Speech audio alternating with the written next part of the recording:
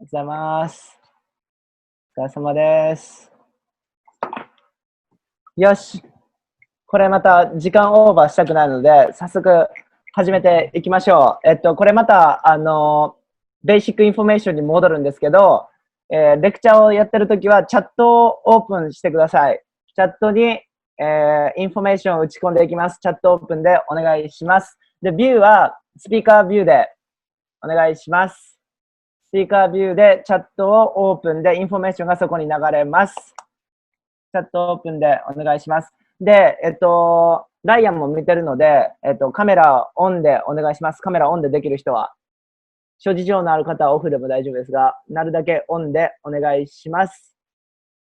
で、カメラオンで、ありがとうございます。ちなみに皆さん、僕しっかり見えてるんで。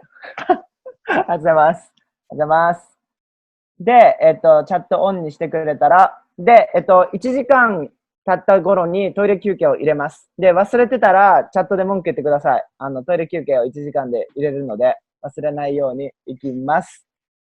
っていう形で、本日、初めましての人は、ちょっと最初にお知らせですけど、ウェブサイトで会員登録制がありまして、会員の皆様は、こういう定期的に行われるレクチャーを、毎回参加できるようになるので、無駄な手続きが必要なくなるので、会員登録の方も、もしよかったらお願いします。そっちの方が、毎回来てくれる場合は安いです。で、あと、今回、見る本の、レコードが常に見れる状態になるので、いつでもアクセスできます。ただ、今回に関してはちょっと機密情報を流してくれるので、レコードできない部分が出てきますので、結構主要なメインの部分、ハイブランドと一緒にやった部分っていうのは、レコードに流せないので、しっかり焼き付けておいてください。っていうのが、それはまあ契約上で、レコードしちゃダメっていうことになってるので、そこはカットさせてもらいます。会員の皆様もそこは見れないので、申し訳ないですが、今の段階で目に焼き付けておいてくださいという感じです。で、何か質問あったら、チャットの方に、打ち込んでください。チャットに打ち込むと、なるだけ見るようにするので、レクチャー中になんかわからないよとかあったらお願いします。で、ちょっと早速なんですけど、次回のもうアナウンスメントします。で、多分、第4回目来てくれた時に、ガガのスタイリストさん呼びますよって言ったんですけど、ちょっと忙しくて、その日、砂漠にいるらしいんですよ。砂漠でインターネットがないということで、ちょっと日付を変えなきゃいけなくなって、次は、ごめんなさい、すごい変化球なんですけど、6日 ?16 日の日曜日になります。次回は。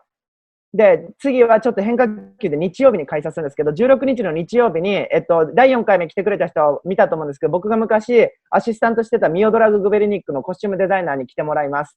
ので、彼との話じゃないですけど、マドンナの衣装を作った話とか、ケイティ・ペリーとか、そういうものも作ってるし、ブロードウェイの作品とか作ってるコスチュームデザイナーのミオドラグ・グベリニックに16日に来てもらいます。で、16日もそうなんですけど、レコードで流せない、情報がすごいいっぱいあるので、なるだけ当日に来てもらう方が、情報がいっぱいになるとは思います。で、16日は彼に来てもらうので、皆さん、ファッションデザイナーの話聞いたりとか、これからライアンの話聞くんですけど、コンサルだったりとか、ストラテジーですね。戦略立てたりとか、これから習っていくことは、デザイナーがいてデザイナーのビジョンをどういう風にして、建物にしたりとか、グラフィックにしたりとか、ポスターにしたりとか、どういう風にして、打ち出していくか。だから皆さんがデザイナーになった後って、デザイナー一人の力でどうにもできないことってあるじゃないですか。例えば、ストアをオープンしますとか、ウェブサイトを開きますとか、そういうのを打ち出すっていう時に、このライアンみたいな人たちが、スペシャリストがいて、オーガナイズしてくれます。で、その16日のミオンに関しては、タイトルがコスチュームデザイナーなんですよ。で、皆さん多分、ファッションデザイナーとコスチュームデザイナーの違いがあんまり分かってないと思うんですよ。で、そこが明確に見えてくると思います。どういうものがコスチュームで、どういうものがファッションデザイナーで、僕がやってるのは、ファッションデザイナーの時もあれば、コスチュームデザイナーの時もあるんですよ。っていう、その定義がなんとなく見えてくるんじゃないかなってことで、今日のライアンもちょっと違う職種なんですけど、16日見てもらうと、作り手としてどういう差があるのかっていうところが明確になると思うので、面白い回になるんじゃないかなと思います。で、スケジュール的に16日しか無理だったんで、ちょっと変化球でやるんですけど、16日で今月の、レクチャーが最後になるので、皆様、16日ぜひ来てくださいということで、チャットオープンでお願いします。もう早速、ライアンに登場してもらいますので、スピーカービューでお願いします。OK ですか？はい、ライアン。Da-da-da. Hi, Sho. Hi, thank you. How are you? Good. I'm just like introduce just like basic information about what we're gonna talk about, and I just Great. like barely introduce you as like the creator, consulting, like those branding, strategist, writer, da, da, da, da. But I want you to introduce yourself again. Sure. Uh-huh. Yeah, I'm happy to do that. Okay. So I'm Ryan Weafer. I am a creative director in New York City. I'm also my practice includes strategy for creative brands, and I'm also a writer. And I'm also a teacher. So that's how I know Sho, because I'm a adjunct professor in the Parsons School of Design and the Fashion Design and Society MFA program. Okay, cool. But the majority of my work is in the creative direction space. Okay. ライアンは、クリエイティブダイレクターでニューヨークベースのアーティストでございます。で、そのインビテーションにも書いたんですけど、ストラテジストってなんだろうって、その戦略家ですね。で、クリエイティブな部分での戦略家だったりとか、彼はライターでもあるので、書き物をします。で、彼は言いましたけど、そのパーソンズの MFA のファッションデザインの学科の、非常任講師っていうのかな。先生をしてるんですよ。で、それで僕と出会った。僕が生徒で彼が先生だったっていうのが出だしです。Amazing. Then I think like we can maybe like let's go ahead and get started. Yeah, let's start lecture. 皆様始まりますので。あと、ライアンのところは映像があるので、スライドショーで。皆様音楽とかも見るので、イヤホンの調子を整えてください。見れてますか？なんか問題あったらチャットにお願いします。Okay, great. All good? Good. Yeah, great. Great. Well, thank you for having me, Sho. I'm really super thrilled to be here. Thankful to be here. Really thank everyone for taking their time to listen to me speak today. Hopefully it'll be full of interesting things to think about. And the overall kind of theme of the talk today, I've basically looked at my own career and I've thought about kind of what the fundamental motivation has been for me, like basically since I was a student. Okay, great. ライアンがさっき言った今回のレクチャー読んでくれてありがとう。皆様も来てくれてありがとうっていう感謝の言葉を述べておりまして、今回の僕のレクチャーで皆さんがいろんな刺激をもらってくれたら嬉しいなっていうことを述べてまして、今回のその、スライドショーに関しては、彼自身の、自分の自身のキャリアですね。キャリアを、紹介していくのと同時に、皆さんと寄り添った形で学生の時代の話から、どういうふうになんか自分のそのモチベーションだったりとか、クリエイティビティみたいなものが、こう派生しててるのかっていう、なんか彼の人生のこう奇跡をたどっていくっていう感じですね。Amazing. So I guess I was sort of blessed and cursed from a very young age to really have a clear vision of what I wanted to do and what I wanted to be. Wow. And I was really interested in this idea of being plural or being more than one thing. I, grew up in San Diego, California. And San Diego is the kind of place where you can easily live forever and just stay there and never do anything. And I very much wanted to be more than that. Wow. そう、彼は、カリフォルニアのサンディエゴ出身なんですけど、なんかちっちゃい時からなりたいものがすごいはっきりしてて、自分がどういうふうなことをしたいか、何になりたいかっていうのが見えてて、彼の、その自分の中のモットーですよねっていうのが、なんか一つだけじゃない。もっといろんなもの、ここの、タイトルであるのは、そのなんか、多数のものに対する興味だったりとか、そういうものが常にあったっていう幼少期ですね。Great. So this talk is really about how this idea of pluralization and my motivation to really kind of diversify my own identity took me from being a student in California to where I am now, where I'm a creative director in New York, but I've also worked in cities and lived in cities around the world, from Los Angeles, Jakarta, Amsterdam, Paris, Milan, Hong Kong, London. Now I'm working with clients in Delhi and India. And I've worked for so many brands, from Prada, Saint Laurent, Tiffany, Cartier, Nike. I did some work for Kanye, Louis Vuitton, and then of course the academic institutions that I've been a part of, I've also worked with. So Yale, UCLA, Parsons. I see. で、彼は、そのなんかクリエイティブダイレクターニューヨークベースなんですけど、まあ彼のポイントとしては世界中本当にいろんなところと仕事してるんですよ。で、LA で始まって、もちろんジャカルタ行ったり、アムステルダム、パリ行ったり、ミラン行ったり、香港行ったり、ロンドン行ったり、もう本当に今はそのインドのクライアントと仕事してて、もうブランドもありとあらゆるところですね。今ここ見てるような、プラダ、サンドーラン、ティファニーがあったりとか、カルティアだったり、ナイキ、リーバイス、カニエ・ウエストとか、ビットンがあったりとか、で、さらに彼は教授としても、いろんなところでやってるんですけど、まずイェールの大学出身なんですけど、まあ、イェールっていう、まあ、その、名門学校出て、その後はパーソナル MFA を教えてるっていう。で、皆さんちょっとなんか疑問に思うときは何を教えてんのこの人はって思うと思うんですけど、パーソナル MFA では彼は、僕らの最終のファッションのポートフォリオですね。学生の。だからポートフォリオを教えてくれるポートフォリオのスペシャリスト。だから作品をどういうふうに見せるかっていうところを教えてくれてる人です。Amazing.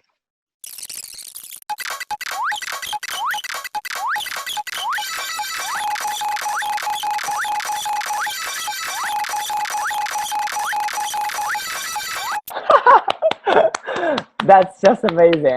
Oh my god. Thanks, Sho. Thank you. Wait, I was just gonna like make sure, like, is it like okay to record or it's like secret one? I think it's okay to record, but I think I mean for you it's okay to record, but we'll need to take a look at it afterwards. Okay, okay. これはもしかしたら会員様も見返せないやつかもしれないので、今回だけかも。で、っていうなんかハイブランドのがバーって出てきたんですけど、そういう時ってすごい厳しい契約結ばされるんですよ。なんで、そういうものが今回のレコードでは載せれなくなるって感じです。Did you make the short film yourself? Like you edit it? I worked with a collaborator on that. I have a good friend and who's a motion designer, and I hired him actually. It was his first job in America. He's from Lithuania. And he is just an incredibly talented motion designer and designer in general. And he actually was my main collaborator on most of the Prada motion work. So I asked him as a favor if he would cut together a reel for me. So I provided the images and the music. And we did a few rounds of revisions, but yeah, he edited that for me, which was very generous. Wow, that's amazing. So, このビデオは、そのプラダのプロジェクトの時とかに一緒によくコラボレーションしてるモーションデザイナーの人に作ってもらったもので、まあ、これはよくあることです。なんか一緒にプロジェクトした人がどんどんこう、一緒になって違う、コラボレーションをして作っていくって感じで、その彼が、このライアンのその、コンサルティングのブランディングのために作ってくれた映像ですね。Amazing. Okay, let's talk about the map. How we get to that. Yeah. So how do you get to that, right? Yes. So, again, so I started my journey or my career in California. Okay. And California is beautiful, beach culture. This is essentially an image that kind of encapsulates my childhood and my growing up. It's just one of the most beautiful places, and the weather is perfect year round, and it really is like a wonderful, beautiful place. Wow.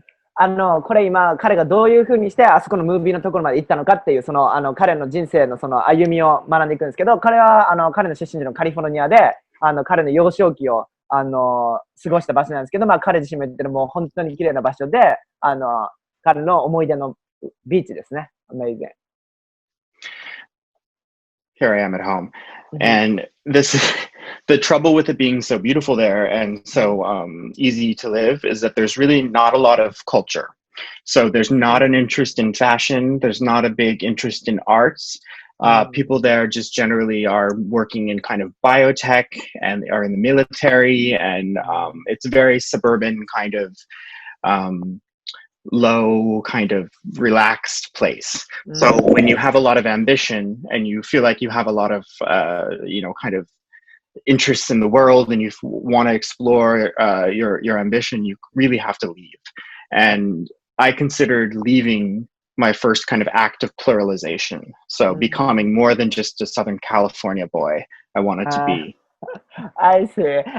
彼はそのカリフォルニアですごい田舎で綺麗なところにいたんだけど、まあそこはなんかまあ住むのも簡単だし、いい場所なんだけど、そのなんか文化がなかったりアートがなかったりっていうところで、まあ彼自体はまあたくさんの人はそこにいる人たちはなんかバイオテックやったりミリタリーサービスしたりとかそういう仕事がメインだけど、まあ彼は野望があってどういうふうに自分がなりたいか。だからそういう野望を持ってる限りはもうこのただのなんかカリフォルニアボーイじゃなくて次の場所に行かなきゃいけないってことで出ていきます。Amazing.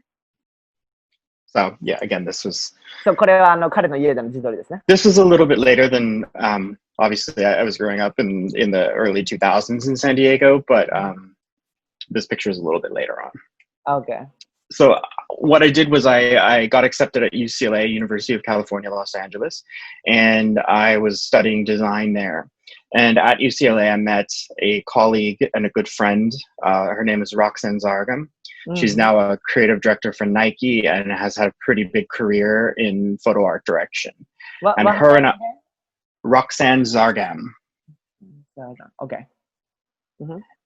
And Roxanne and I were very, very close, and we worked together on a lot of projects. She was my first really good collaborator, where we really felt like we understood each other. Was she DL classmate? Like, you guys took class together? Yes. Wow. We started in the program together, and we stayed friends till now. We still communicate. That's lovely. UCLA の大学に行ったんですけど、彼はここで Did you study graphic, right? At the graphic design, but it was multimedia. So it was design, animation, web. So it was multidisciplinary. Multidisciplinary. I couldn't say this one. Multidisciplinary majors. Okay.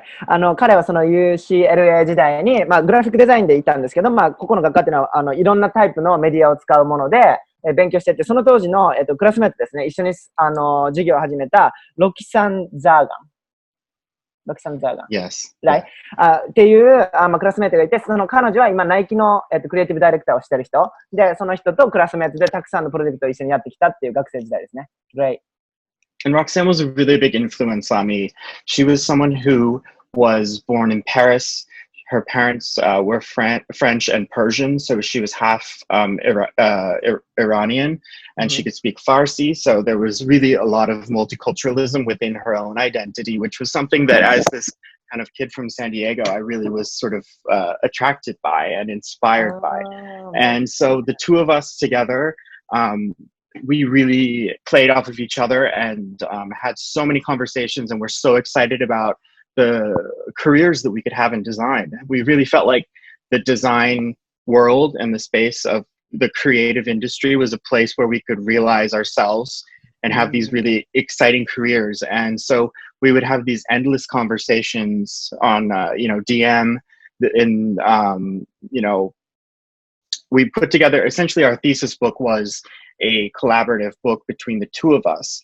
And we included our conversations. We put in selfies that were very from that era, kind of MySpace-like selfies. I see. At the very beginning of social media. So, 彼女は、そのロキさんが、その彼にとってのすっごい大きいインフルエンサーだったんですけど、学生時代は。彼女自体は、フランスのパリで生まれたんだけど、ハーフで違う言葉も喋るし、とりあえずカリフォルニアから出たばっかりのライアンにとっては、とても魅力的、いろんなカルチャーとかいろんな文化を持ってる、いろんな感性を持ってる人で、その人と一緒になって、学生時代を過ごすことによって、自分の中のマインドセットがオープンになっていったっていう感じで、今見せてくれてるのは、彼が作った、その卒業制作の、ブックですね。で、さっき写真がパッて出てきたけど、ライアンとその喋ってるロキさんの2人の写真がバーって並んでるっていう作品ですね。Great. So we shared so many interests and so many inspirations. We made this book very much about the things that we loved and then our work. So it was this big monogram of our minds where we essentially tried to capture that moment and all that excitement we had. We made diagrams. And then in the end, we had this very, very large kind of brick of a book that was like a time capsule for that period of our lives. Wow. で、これは彼らのその先に図あったのはどういうものが2人の共通する好きなものかとかいろんなリサーチしたりとかそういうふうに一緒に作品を作ってて最終的にはこの今見てる本を一冊作ったっていう感じですね。Awesome.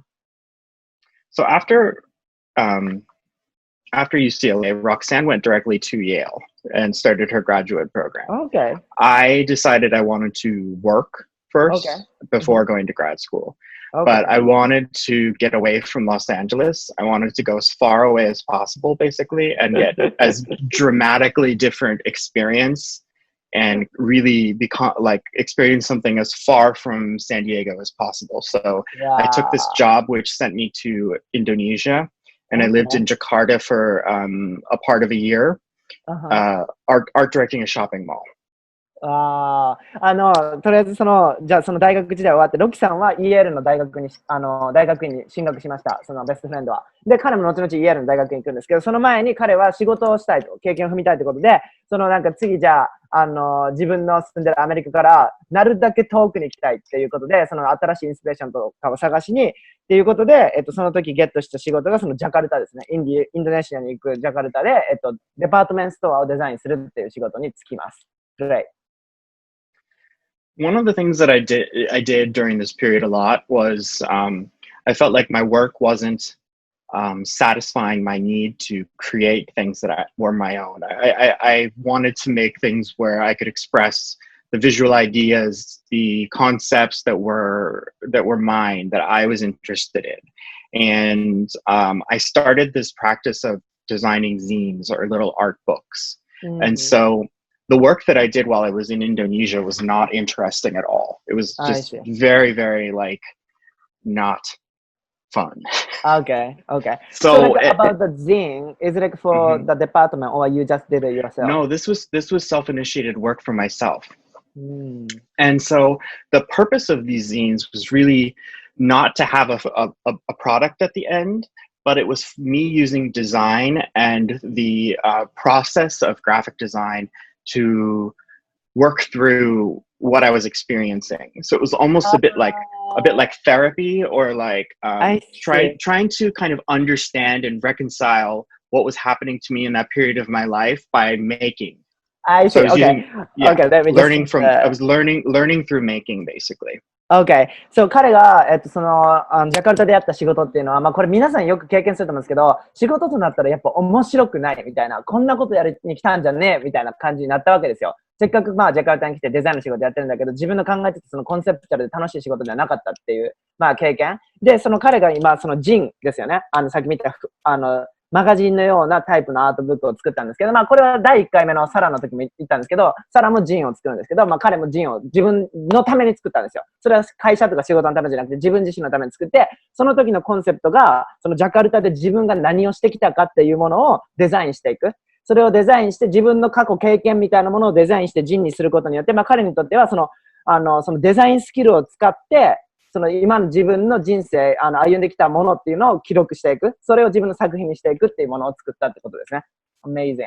Loved it. So this is a picture that was very typical. This is a very good representation of my time in Indonesia.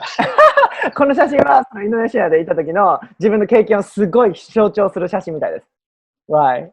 You know, I was 23 when I moved there, and so I was very young, and you know, I flew there alone, and I felt like I was in a whole nother dimension, basically. So all during that time, I was continuing to design this zine, and I was using the photos from my travels and my kind of journaling, and I was using this Islamic motif of the 5-pointed star, which was coming from the architecture in the city, and it was just an ongoing project. I think there must have been probably like 14 different versions of this zine. I just kept redesigning it. It was very much a self-initiated project. なんかそのジャカルタに行った時は当時まだ23歳で若かったっていうのもあって、まあ彼が見てきたものとか感じたものっていうのをこういうふうにジンデザインに落とし込んだんだけど、まあこの星みたいなのあるじゃないですか、六角形みたいなやつはその当時いたところの建築物のよく見てたマークとかそういう自分が見てきたもの、自分が旅行行って撮った写真とかっていうものをこういうふうに記録してデザインしていく。で、彼は言ったんですけど、そのデザインして発することによって彼自身の心のセラピーでもあるっていうんですけど、僕これ結構講義中に言ってると思うんですけど、デザインしたりアートを作ることって自分の心身ともにこうなんか治療していくみたいな効果もあるんですよ。で、彼が自身でやってるのはその葛藤するものだったりとか納得いかないものをデザインの力によって吐き出すっていうセラピーをやってるっていう彼も言ってました。Amazing. So just to note, all of the images, the theme of the scene, besides just my experience there, was all of these images were pretty much taken through windows. So my experience in Jakarta was one of isolation, where I was very alone and I was seeing the world through taxi windows, hotel windows, airplane windows, etc. It was a very kind of, I was very separate. I see. なんか彼のその撮ってる写真で伝えたかったことは、そのなんか窓を通すガラス越しの写真が多いんですけど、っていうのが何をそれ伝えたかったっていうと、ジャカルタに一人で行ってすごい孤独だったんですよ。すごい孤独だったその気持ちっていうのを表現するために、なんか常に景色見たときはタクシーの窓ガラス越し見たりとか、飛行機の窓ガラス越し、家の窓越しとかって見る、そのなんか確立されてるっていう、その自分の気持ちを表現するために、その窓越しの写真っていうのをよく使ったジンにしてるっていうのがコンセプトですね。Amazing. So, my time in Indonesia ended. I returned to Los Angeles. Okay. I took another job, which was at a photography studio in Los Angeles called Smashbox Studios. Okay. And I found myself again, like, while very happy to have a job and a design job at that, not really very excited about what I was doing all the time. So what kind of job you did? I was the in-house art director, so I was designing all of the marketing materials, all of the different. I was running the social media, and this was back when social media was just being kind of established as a major force in kind of marketing and branding. And I essentially built and learned how to run social media by myself.I see. で、ジャカルタからロスに戻ってきます。ロスに戻ってきて、仕事をもう一回始めるわけですけど、スマッシュボックススタジオっていう、フォトスタジオで働き出します。で、彼はそこで、そのフォトスタジオに、在籍する、そのアートダイレクションをする、仕事をしてて、ソーシャルメディアがその当時はちょっと、ようやくそのなんかビジネスのツールとして成長してきた時なので、そのソーシャルメディアの、アートダイレクションしたりとか、そういうことをしてたっていう感じですね。Nice.I think one of the big things I learned here was that even if the entire project or the entire job is not something is your dream job or something you're just so excited about, I'm always able to find something within the work which I'm interested in. And that's enough to keep moving.I see. で、彼も言ってるんですけど、なんかその、ちょっとやってみて面白くないなって思っても、彼がどういうふうにしてそのデザインをやり続けているのかっていうのは、そのなんか、ちょっとおもんないなって思う中でも、自分の興味が湧くポイントとかを探すことができる。自分自身でこれを面白くしていくぞっていうモチベーションがあるから、彼はずっとなんかどんなに楽しくない仕事でも、やりがいを見つけながら仕事をしていけてるっていうことですね。Great.And I think it was in this job at Smashbox where I really started to learn that I needed to take advantage of it. I needed to make my own opportunities. So I established a series of monthly events for the studio. For this social media, we did pop-up photo shoots. So we would go to the LA Marathon or to different industry events and set up photo booths and then have people come back to the blog and see their images. And I would design all the invitations for them. We also did a marketing campaign for the studio, and we had essentially carte blanche. We could do anything we want for this campaign for the studio. So I was referencing movies from the 60s, and we rented a llama, and we set up this rainbow of gels, and it was really like the world was like, you could do anything. What do you want to do? Let's do something really crazy. So at the time, I felt like this was really crazy. Is it the starting point for you to make some strategies? Like kind of. Yeah, absolutely. Right? Yeah, because when I built the social media, it was very much a strategic kind of ecology of channels, which is something that I really started to develop later in my career. But this was the beginning of, I was writing the blog. We were interviewing a lot of the photographers and creative directors that were coming to the studio. This was a studio where all of the major TV stations, all of the major magazines, they all came and shot their covers here.So it was basically every celebrity in Los Angeles, in the world, would be in this studio having their pictures taken. I see. So I would try and intercept them and then get them to do an interview.I see.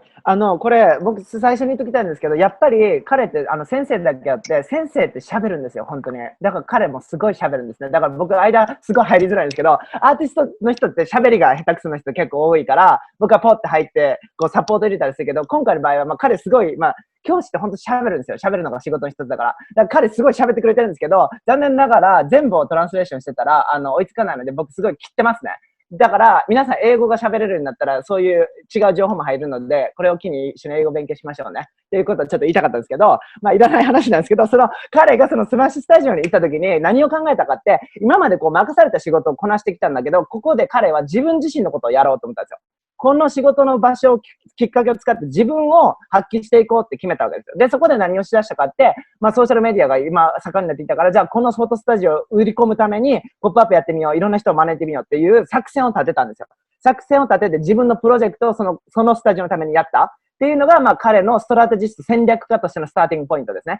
自分はデザインができる、クリエイティブができる、じゃあそれをどうやって動かしていくっていうのを初めて自分自身のことをやるぞってやったそのスターティングポイントがここだったって感じですね。Great. While I was at Smashbox, I spent a lot of time thinking about how do I get to that place where I want to be in my career? How do what is the next step? How do I escape from this kind of low level position in this studio, which is not exactly my dream job? And my classmates from UCLA were going to grad school, moving to New York, and I would see them kind of moving up. So it seemed very much that grad school would be the next move for me. So なんか彼はそのスマッシュボックスした時になんかこのなんかもうずっとなんかだから野望があるから地方から出た時このローカルなちっちゃいところで働いてられないと。自分の夢はこういうとこじゃない。ここからエスケープしてやろう。ここからどんどん自分の夢に向かっていくんだってことを決意するわけですね。だからどういうふうにしたらいいんだろうと思った時にその自分の大学時代の同級生とか大学院に行ってるわけですよ。大学院に行って新しい学びをしたりニューヨークに行ったりとかしてて、なんか自分のなんか周りを見てる感じで大学院に行くっていうのがちょっといいのかもしれないって思い始めたのがここぐらい。Amazing. So I returned to making zines again during this period. You know, this is kind of my my default activity that I would return to when I was really trying to figure out like what I should do with myself. Instead of having a kind of like emotional breakdown or something, I would design. So I made another zine. It was very much about my travels, my life at that time. What the hell am I going to do with my life? I was still very young. And I really, really wanted to like make something of myself, but felt very stuck. Right. So that's like also the zine. I felt that outside of my commercial work with the studios, in order to get into grad school, you need to have a portfolio of work that shows another dimension of yourself, that shows that you are using design in an experimental way that's not just for clients, that's not just transactional, that's not just make me this thing, okay, I made it for you, here's your money, done. これ本当に皆さん英語ですごい理解してくれたら僕本当にいいなって思うぐらいすごいいいこと言ってくださいね。彼には教師魂があるんでいろんなこと伝えてくれようとしてるんですけど、まあこの時代、じゃあその仕事してた時にもう一回このジーンを作るわけですよ。ジーンデザインを始めて、その時の自分のなんか葛藤ですよね。葛藤みたいなものをデザインしていったっていうのも、なんか大学院に行くってことはやっぱりポートフォリオがいるんですよ。で、そのクライアントのために何を作ったとかそういう話じゃないです。僕これ何回も言ったと思うんですけど、ポートフォリオって目的によって作り方が違う。表現すべきものが違うっていうことで、まあ彼はその自分自身、だから僕これすごい好きなんですけど、あなたダイメンションオブユアセルフなんか彼は言ってたんですけど、自分自身のいろんな角度ですね、いろんな可能性っていうものをやっぱり見せなきゃいけないんですよ。その大学に行くとか表現するときって。っていうふうに自分の、まあ、それがどんだけ恥ずかしかったことでも、それはまた違った自分の形だから、そういうなんか、ただ単に感情的に落ち込むんじゃなくて、そういうものをデザインにして自分を売り込んでいくために、自分のなんか、葛藤とか悩んでる姿っていうのをデザインして、ショーケースしていくっていうことをやってる、このプロセスでね。Q&A とかたまにあるんですけど、悩んでますとかって、そういうのってすごい当たり前のことです。彼も、その当時多分24とか25とかかなの時はもちろん悩んでたし、自分が何やってるんだろうとか、What the hell とか言ってたんですけど、なんか地獄みたいな、なんかこんなことやりてんじゃないっていうパワーをデザインに落とし込んでったっていう状況ですね。次。Yeah, I mean, this was just a little sentiment I had that, you know, all throughout this time, I really needed to make things. It was like this burning fire. So, yeah, burning fire. そう、Yeah. さっきの文章でもあったんですけど、何か作んなきゃいけない。で、これってなんかすごいそうなんですけど、本当に第一線で活躍してるアーティストってその気持ち本当にみんな持ってるんですよ。もうなんか止まってられない、なんか作んないとダメっていうのがもう作んないといられないぐらい感情がこう豊かというか、自分が悩んでる時、怒ってる時、ハッピーな時、どんな時でも何かを作んないといられないっていう気分になってくるんですよ。っていうのがその日々の積み重ねのメディテーション、なんかセラピーとしてのものづくりを日頃からやってるから常に何かを作る。で、彼も言ってグラフィックであろうと、そのなんかどんな文字をデザインするでも何でもいいからとりあえず何かを生み出す、吐き出すっていうことを言ってましたね。Right.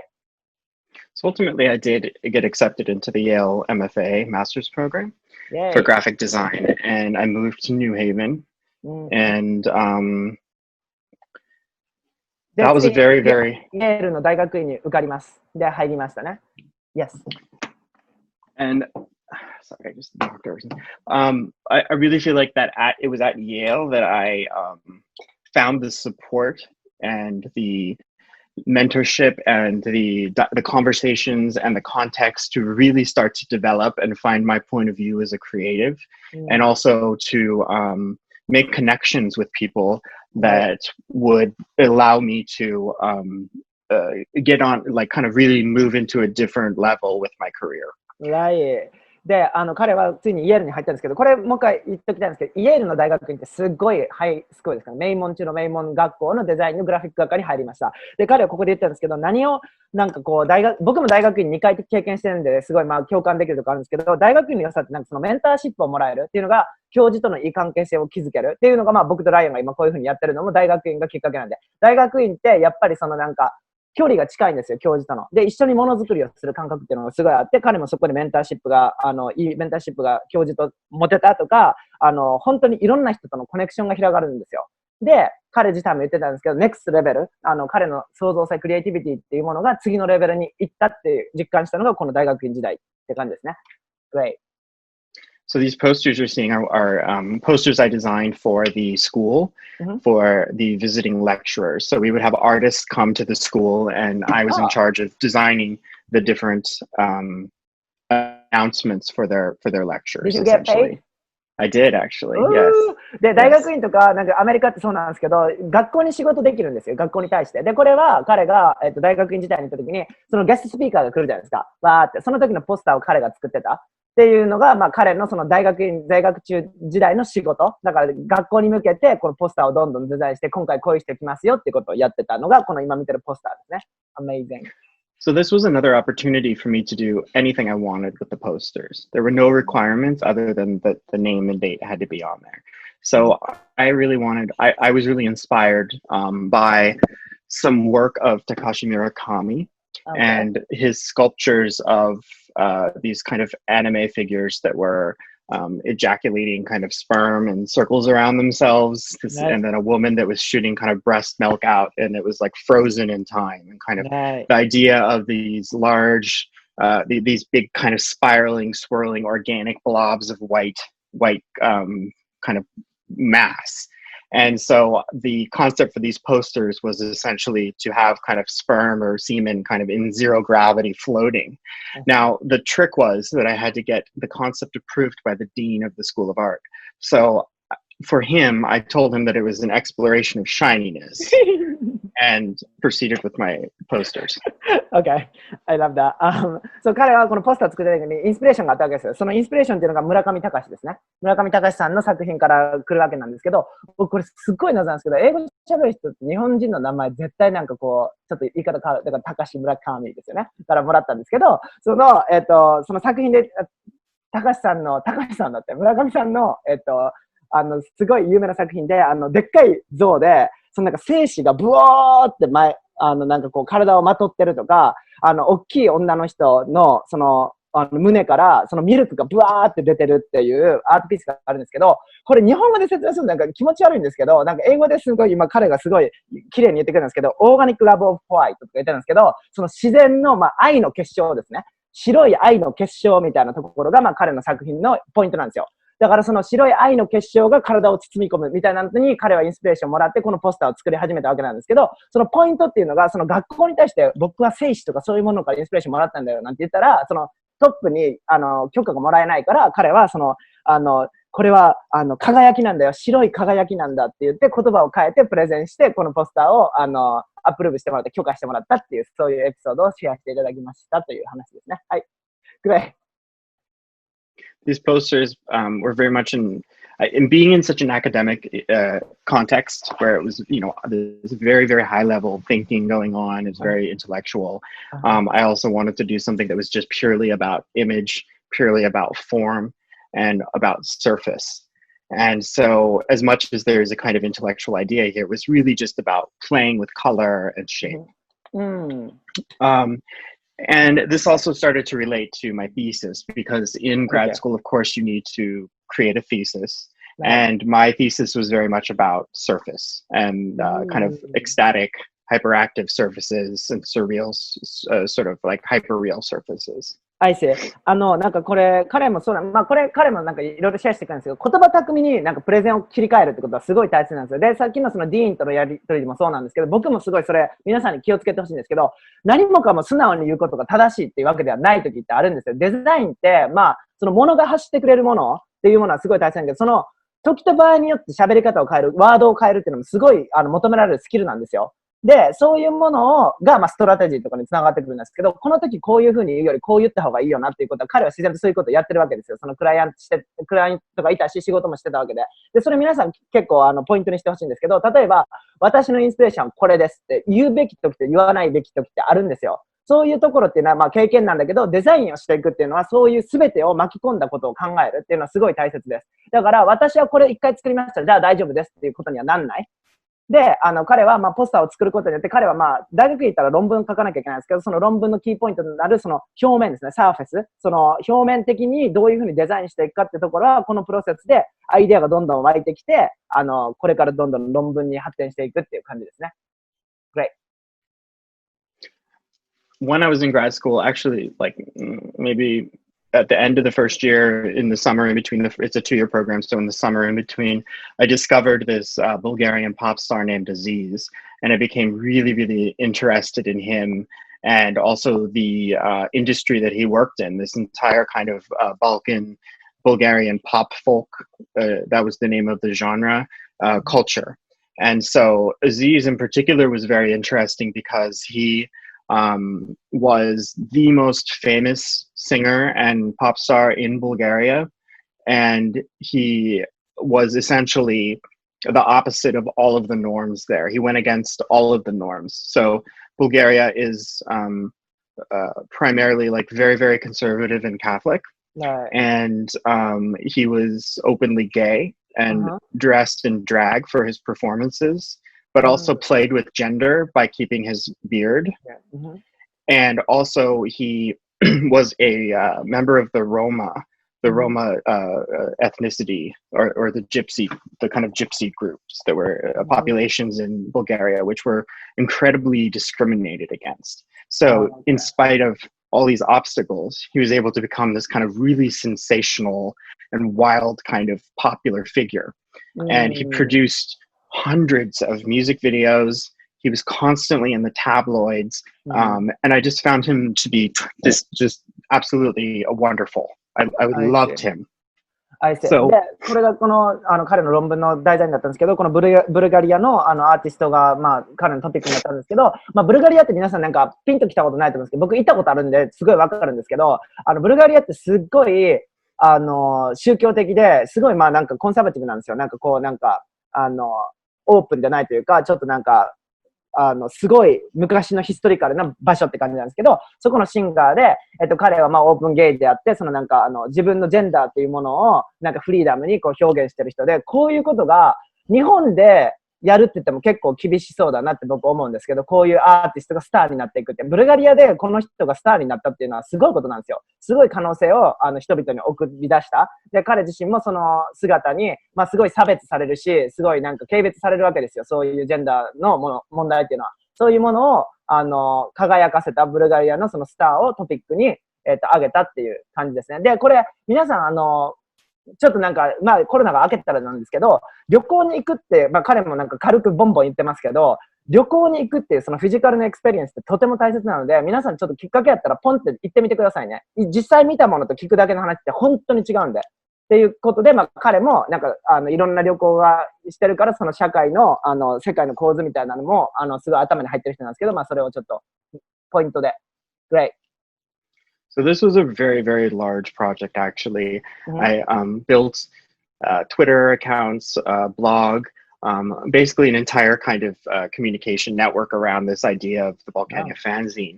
And it's interesting, too, to think about the zine again is coming up. So one thing that I really came to understand while I was at Yale was that design can be a way not just to learn about things, but to really dive deep into a subject and become a kind of expert. And so through this project of making a magazine about Aziz, I became a kind of PhD student in pop folk. Right. I love that. そう、これ僕大学院もそうなんですけど、そのデザインをしていくっていうことは、ただただ学ぶだけとか発するだけじゃないんですよ。デザインをするってことは学びを深めるから、そこのトピックに対してすごい自分がエキスパートになれるんですよ。だから彼はこのサブジェクトをデザインしていく上でそれを理解を深めたから、本当に博士ぐらい、このトピックに対して博士になるぐらい勉強した。だから彼も言ったんですけど、デザインするっていうのは、ただただなんかこう送り出すだけじゃない。送り出す人にはある程度そこの真の部分が必要だから、デザインをするってことは学びを深める。それがもうイコールにもつながるっていうのが、彼の大学院時代のこのプロジェクトですね。で、彼はブログも作ったし、ツイッターも作ったし、そのジンデザインでまたマガジンを作るっていうのを、やったんだけど、それとともにいろんなプラットフォームもデザインしていったっていうのがプロセスですね。Amazing。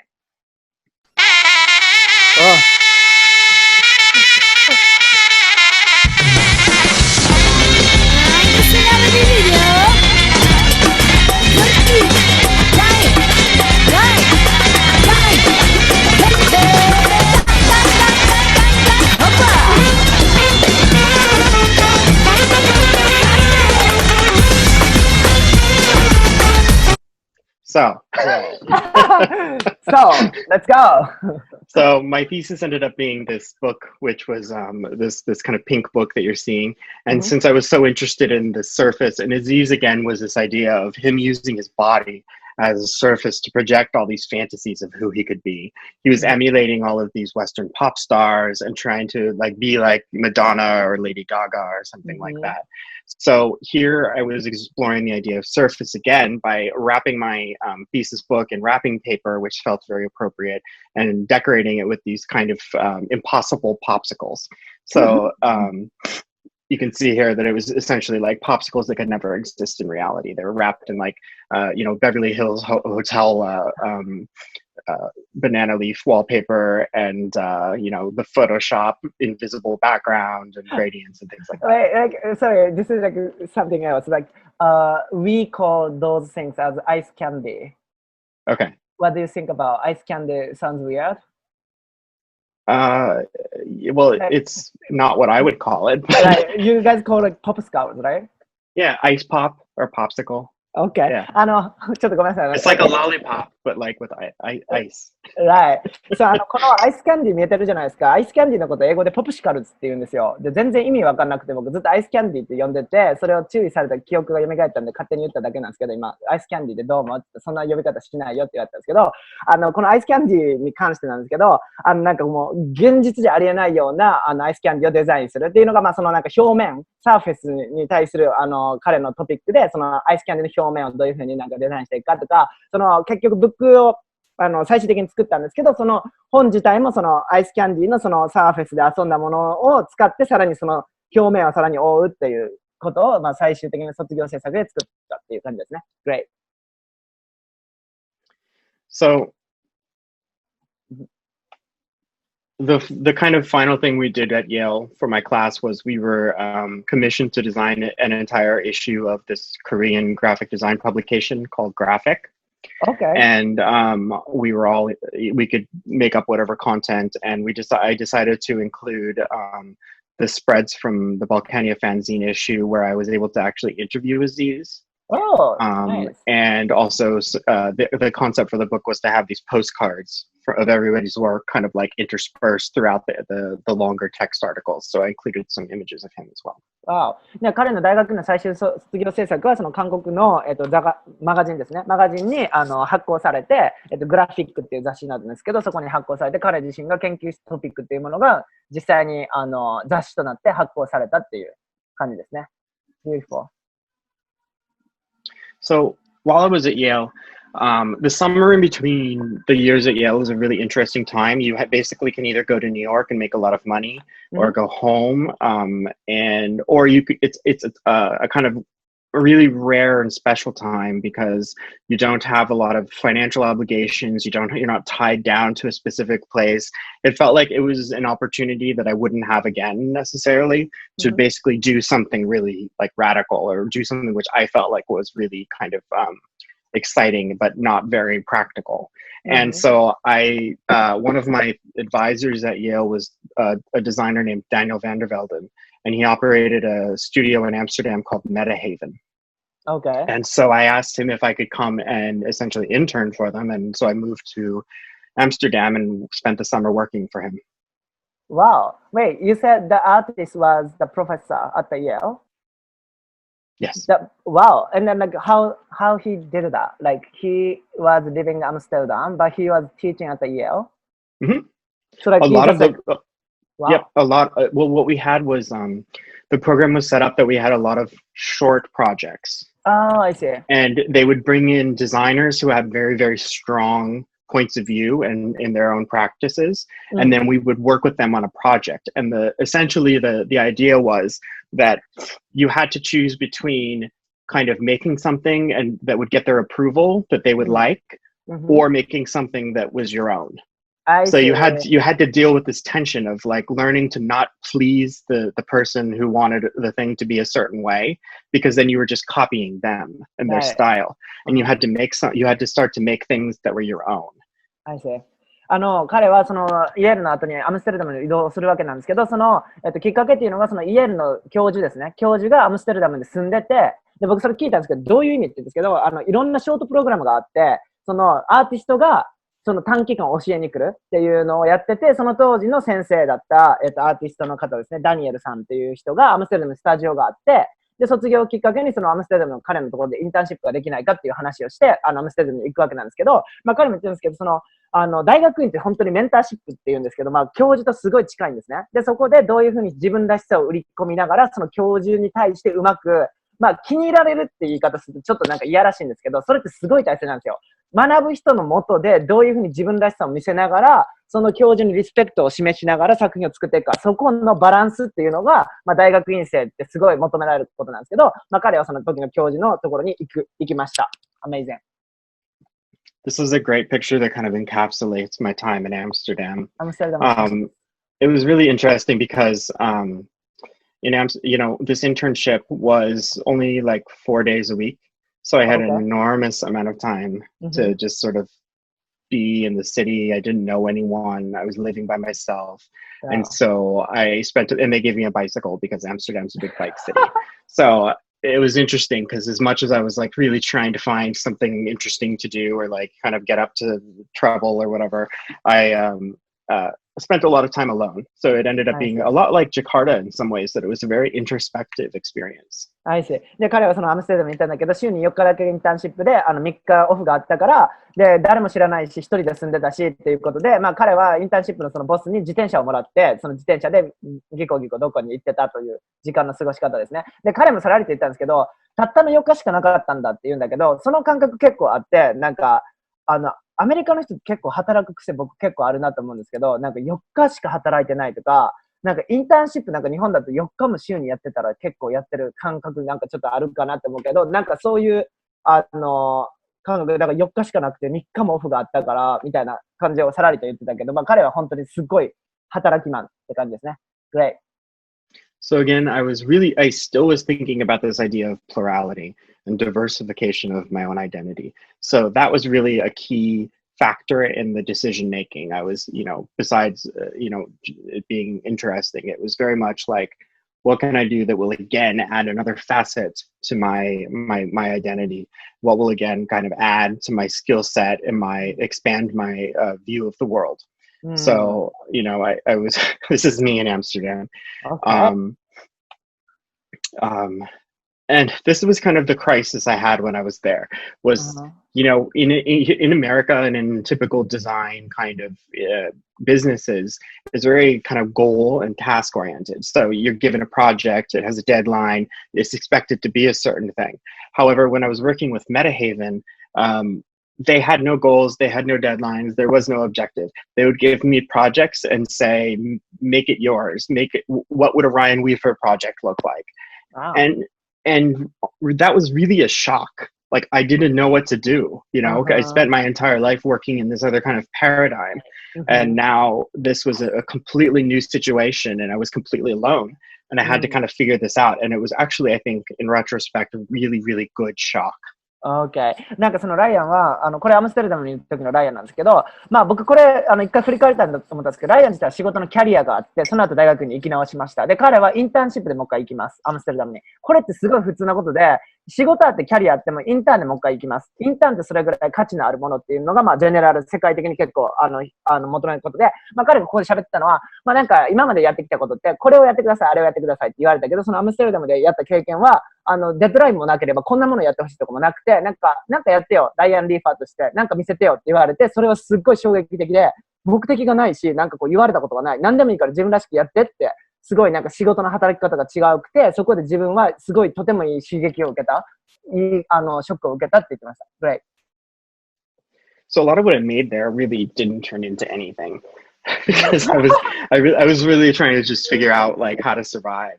Okay. But ultimately, it was a very, very, I think, good experience because learning how to deal with a lack of leadership, essentially a lack of direction, is something that you need to be a leader in order to be the kind of visionary or the kind of person who's creating the overall creative direction. You need to be the one that's able to just kind of like be like, okay, whatever, like this is what we're going to do. And so I think this primed me for that kind of activity, which I would be faced with again later in my career.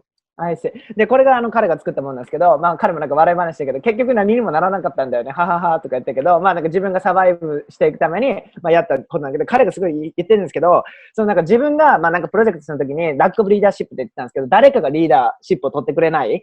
だからなんかそのダイレクションがない、行く場所がないっていうところに対して、まあ、デザイナーたるもの、時には自分自身がリーダーになることが大切ってことをすごい学んだ。で、自分でリーダーシップを取ってって、自分がクリエイティブダイレクションを取ってって、物事を進めていくっていうことを、まあ彼らの経験の中ですごい学んだって言うんですけど、これは本当に学生のうちでもそうです。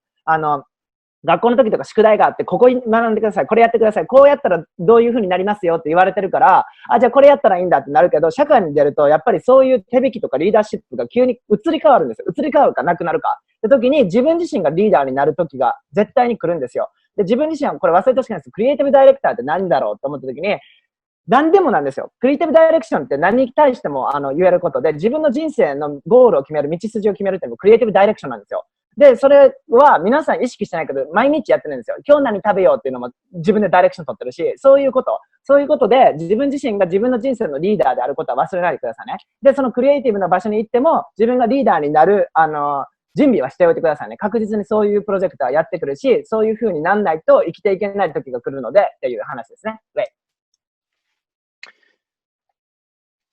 Sho, this might actually be a good time to pause. Okay. Because this is now like essentially the really big pivot in my career, which comes next. As coming out of Yale was when I really started my career in New York, and that's when I started to work in fashion. So if this is a good time, then maybe we can go ahead and Would you mind to stop sharing screen for a while? Yes, no problem. ちょうどトイレ休憩のタイミングでライアンが教えてくれたので、皆様ここからトイレ休憩5分挟みますので、ここからライアンはニューヨークに移り住むわけですけど、ここから彼のキャリアっていうものが始まりますので、こうご期待ということで、第2章。はい、皆さんトイレに行ってください。さよなら。トイレ休憩入ります。皆様、すっきりしたでしょうか？じゃあ行きますよ。はい。ついにニューヨークにライアンがやってきます。彼は今ニューヨークに住んでますんで。Great. Finally. Wait. I think you are mute again.Your microphone. Yeah.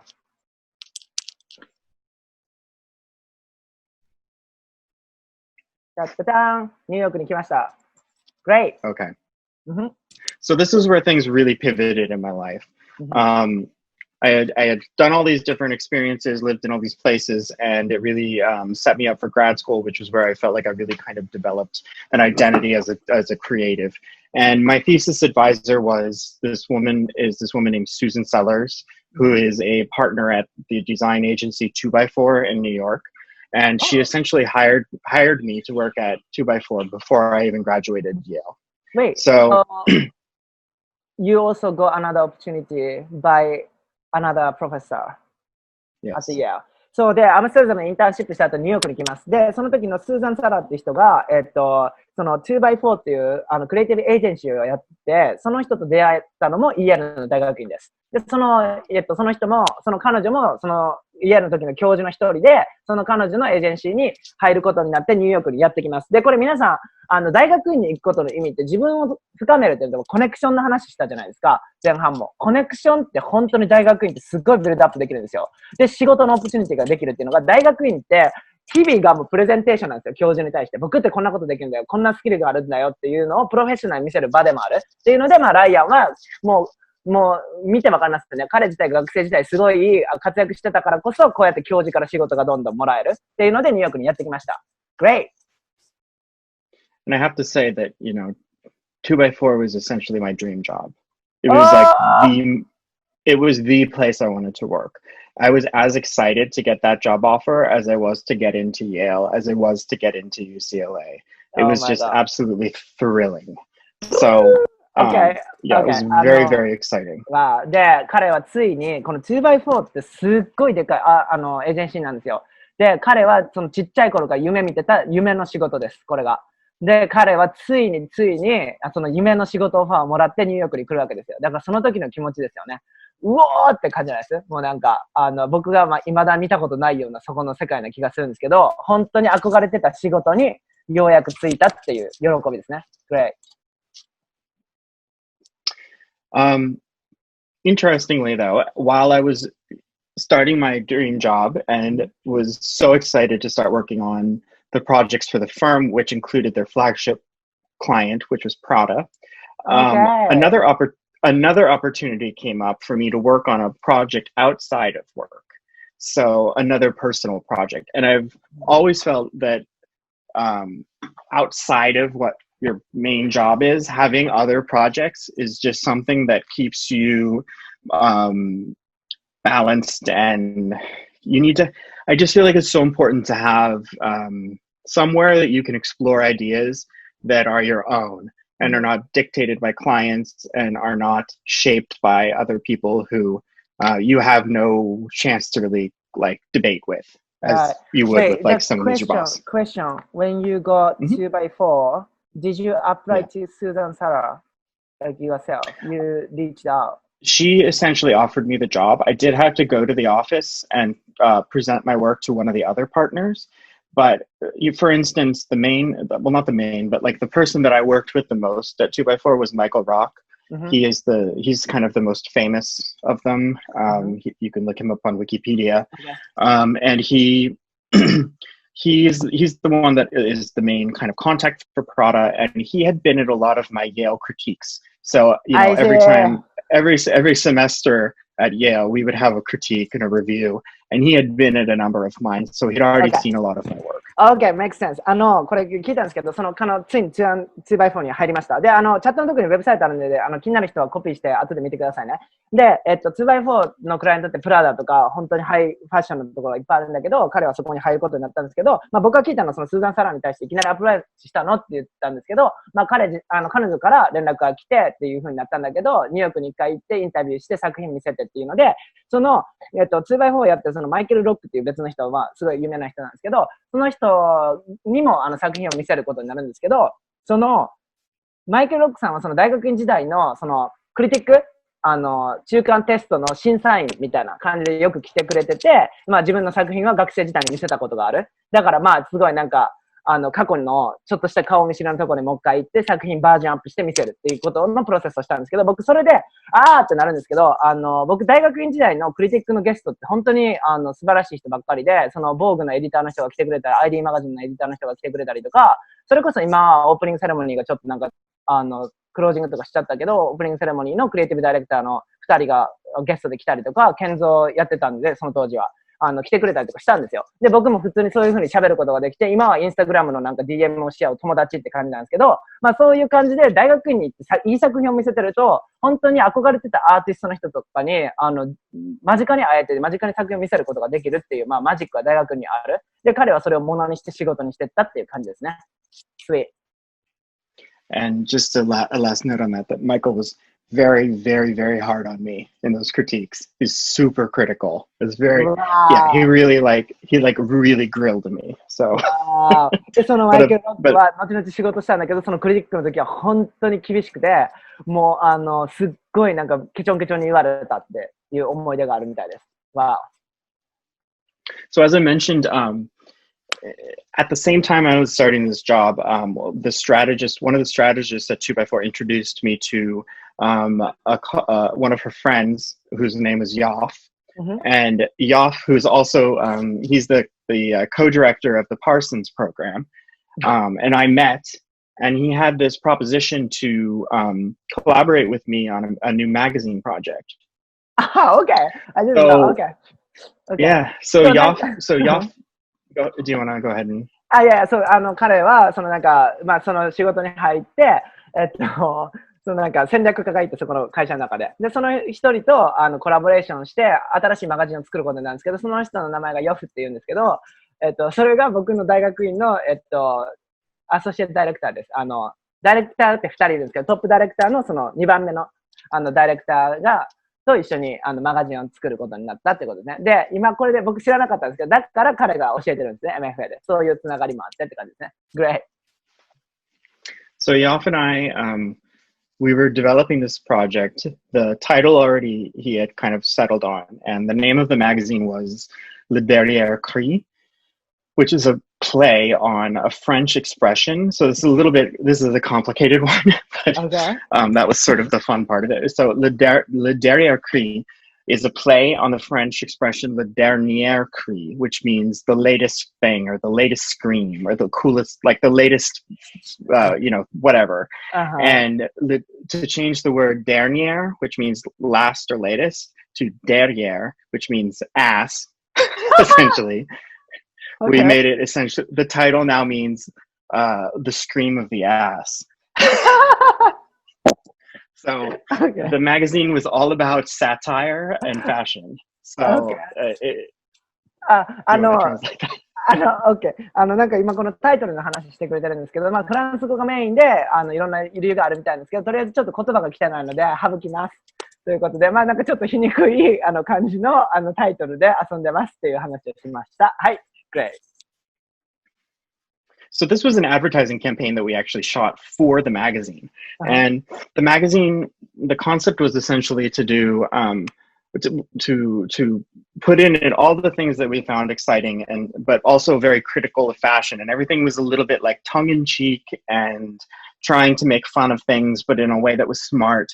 And it was also full of a lot of like nudity and kind of provocative like imagery because we were just interested in that. And so we felt like we had made it a bit of like a dirty magazine. And so the campaign was meant to be like these people who are reading it in shame. And it's like, and they didn't want to be seen. So we shot all of these models reading the magazine and they were nude and kind of trying to hide the fact of hide their identity while they were reading this magazine. Wait. So is it like a private project between only you and Yoff? No, this was published worldwide. I mean, this was distributed. Is it like for 2x4? No. This was just me and Yoff. Okay. And actually Beverly, the strategist, was one of our editors as well. Okay. So. このヨフと2x4 をきっかけに出会ったんですけど、まあ、彼らが一緒になってコラボレーションしてパブリックしました。世界中で発行されたんですけど、この時の、コンセプトはそのなんかダーティーマガジンなんで、ちょっとなんかなんていうかこう汚いっていうの、直訳するの汚いなのかな、なんかそういう感じのマガジンで、なんか裸でなんかその見られたくないようなものを読んでるとか、顔も見せたくないみたいな、なんかそういうなんかコンセプトがあって作ったっていう感じですね。Great. So this is the cover of the magazine, and really what we wanted to do was just kind of fuck everything up. So the title of it. So, but what we were doing also was taking all of the visual codes of Vogue. Each issue we wanted to take like a magazine that like a very famous fashion magazine and take the visual language that they use, the graphic design of it, and kind of like twist it around and flip it upside down and invert it. And so, for instance, the Vogue for their special issues use that red stripe. That's a very like recognizable sort of Condé Nast Vogue like motif, as well as the typefaces, etc. However, we would do things like on the cover here with the title Le Derrière Cri, the part of the word that's emphasized is the instead of derrière cri, whereas normally you would expect that, you know, le derrière cri, like derrière cri would be the big part. So we were trying to really like we were intentionally doing the wrong thing.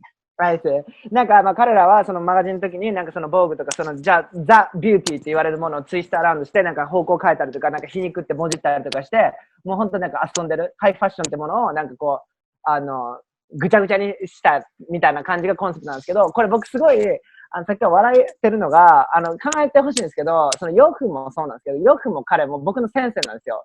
で、僕もっと先生なんですけど、やっぱり先生たちがこういうなんかちょっとなんかスパイシーなことしてるわけですよ。面白くてエッジーなことをしてる。人のもとで学ぶっていうことが、なんかこう、どんだけ刺激的なのかって今ちょっと皆さんわかると思うんですけど、彼らって学校にずっといて学校のことだけしてるんじゃないですよ。やっぱりこういう発想があって、こういうなんか皮肉ったビジョンとかもあって、そういうのを生のボイスを聞かせてくれるわけですよ。だから僕もよくその思い出としては、すっごいケチョケチョに言われたことあるし、ボロックス言われたことあるんですよ。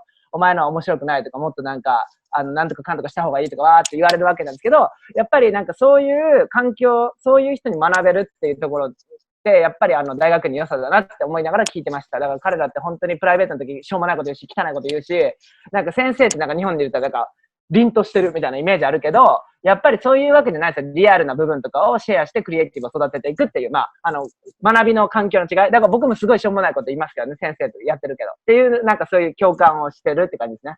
はい。Just a funny note on this: the model's not actually a contortionist.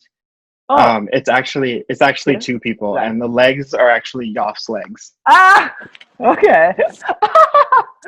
この表紙はそうなんか極芸師みたいな体の柔らかい人じゃなくて、実は2人いるんだよって言ってて、まあ僕はここの人は分かってるわそんなことと思ってたけど、実はこの足はそのヨフの足みたいです。その教授の本人の。Great.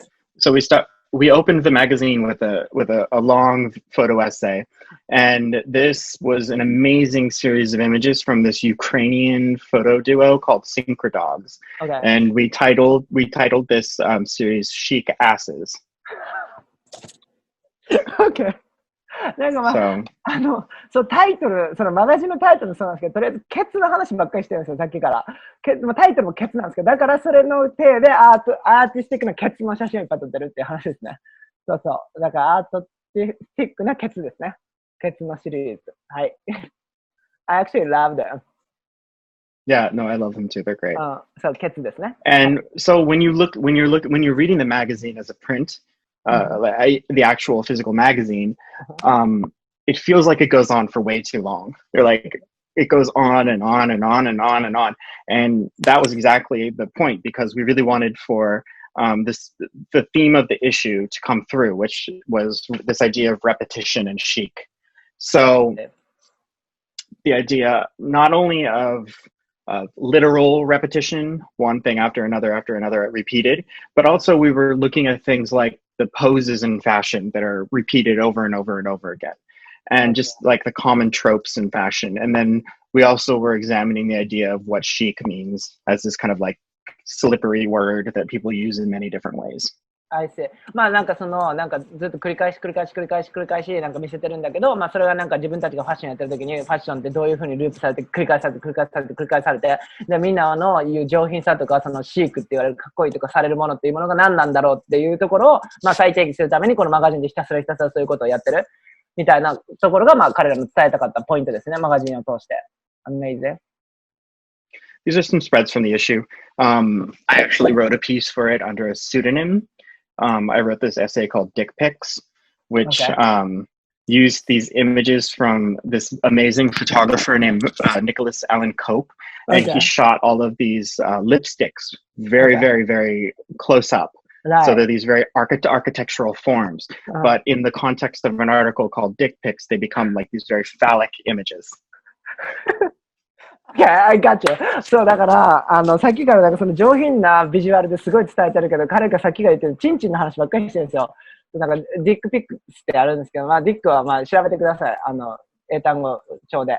で、まあなんかそういう話、なんかまあすごい上品に防具とかもじってるんだけど、言ってることは本当になんか子供のチンチン、おちんちんとかお尻とかなんかそんな感じのことを上品にシークに伝えてる。で、それがまあアートで、まあ彼はライターなんで、そこの文章をすごい真面目に書いてるんだけど、そのニコラスっていうその、唇をすごいなんか建築的に撮る写真家がいて、その方たちと一緒になんかこう、構築的にチンチンを切り取った、描写したっていう話ですね。Great. So yeah, the point of this magazine was really to provoke people. And we had these advertisements that were kind of interspersed throughout the magazine.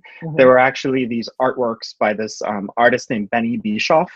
And what he had done is taken fashion ads and luxury ads and done a kind of intervention where he placed hot dogs and different kinds of meat on top of them to create this disruptive element and this kind of vulgarity to it.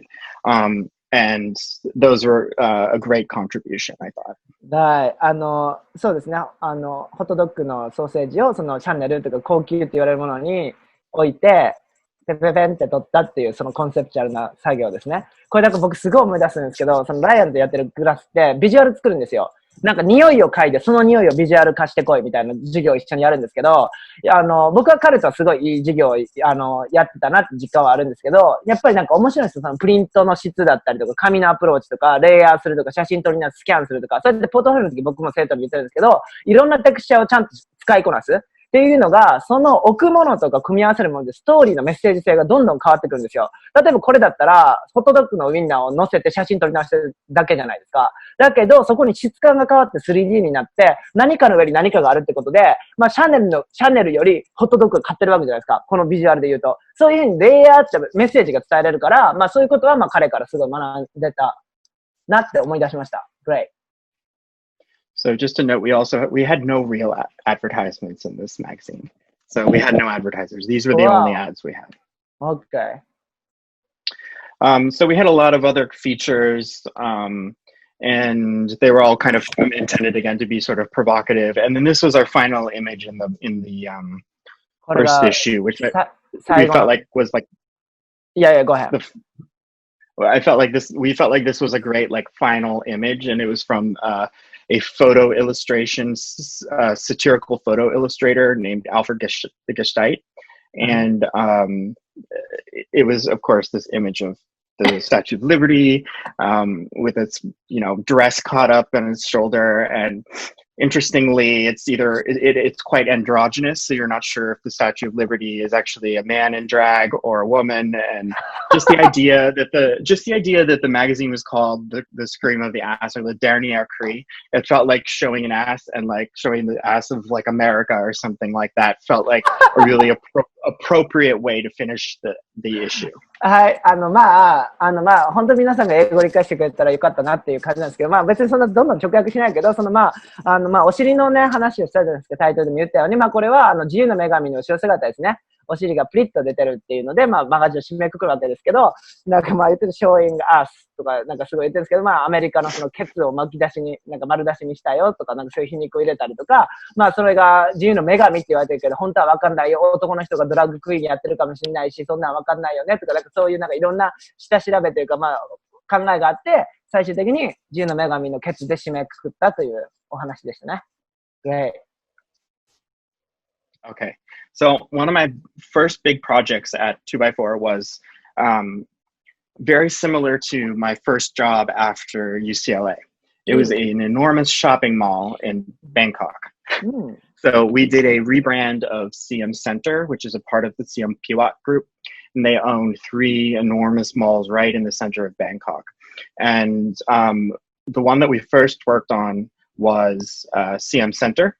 Okay. And we rebranded it, meaning we designed the logo and the graphic identity for it, but we also created the campaign for the reopening of it and worked on some of the media for the interior. I see. 2x4 ってそのエージェンシーなんですけど、これで考えてくださいね。どういうふうにアーティストがこういうでっかい仕事に入っていくんだろうっていうので、ニューヨークでよくそのエージェンシーに所属すること、エージェンシーがすごいでっかいクライアントを持ってるわけですよ。で、彼が、2x4 に入って一番最初にやったでっかい仕事っていうのがそのバンコクの、ショッピングモールをリブランドする、ロゴを変えたりキャンペーンを打ち出すっていうので、こう、作り変えたわけですけど、それはまあ彼が一番最初にやったジャカルタでのモールをデザインするっていうところに、まあ結局変えていく、その仕事に似たことを 2x4 としてよりクリエイティブにやり出したって感じですね。Great. This time around though, I felt like, okay, I'm not that interested in shopping malls. I am excited to travel to Bangkok, but still, how can I make this project exciting? So what we decided to do was to make it a collaboration. So I reached out and we collaborated with a Finnish artist, an artist from Finland named Santtu Mustonen. Okay. And his work is really pretty famous now. But we essentially collaborated with him and then a photographer named Daniel Jackson, who's also a pretty well-known fashion photographer, to create the launch campaign, which was this juxtaposition of Santtu's very colorful illustrations and these kind of very classical portraits. I see. まあ、彼も言ってたんですけど、じゃあ、バンコクでやったショッピングモールをデザインするっていうのは、まあ、ライアンの好きなことではないわけですよ。でも、まあ、彼が常にどういうふうにしてそれを楽しくするか、どういうふうにこのプロジェクトを楽しくやっていこうっていう時にコラボレーションしたと。で、今有名になったけど、そのフィンランドのアーティストの人とカメラマンの人と、ファッションシュートしたり、ロゴをやったりとかっていう風にキャンペーンを打ってます。で、これは僕もすっごいやるんですけど、プロジェクト思んなかったらコラボレーションしたら楽しくなるんですよ。だから僕もコラボレーション好きなんですけど、アイディアを出し合って、自分の好きなアーティストと一緒に何かものを作る。でもそれだけで楽しいじゃないですか。好きな人と一緒に何かを作る。だからなんかつまんないの一人でやりたくないなって思った時は、コラボレーションっていうものは本当に僕もよくやる。エキサイティングするために、自分を興奮させるためにも、そういうエレメントを足していくっていう感じですね。Amazing. This was one of the most amazing things about this project actually was that we didn't have a lot of visibility into what was happening in Bangkok while we were in New York. So we were designing the logo, designing all of the identity, and then we went there for the opening essentially. Wow. And for the first time we saw our logo had already been built out and it was 10 feet tall and it was all over the building. And it was like really, really crazy because it seemed this opening of the shopping mall apparently was like the event in Bangkok that day.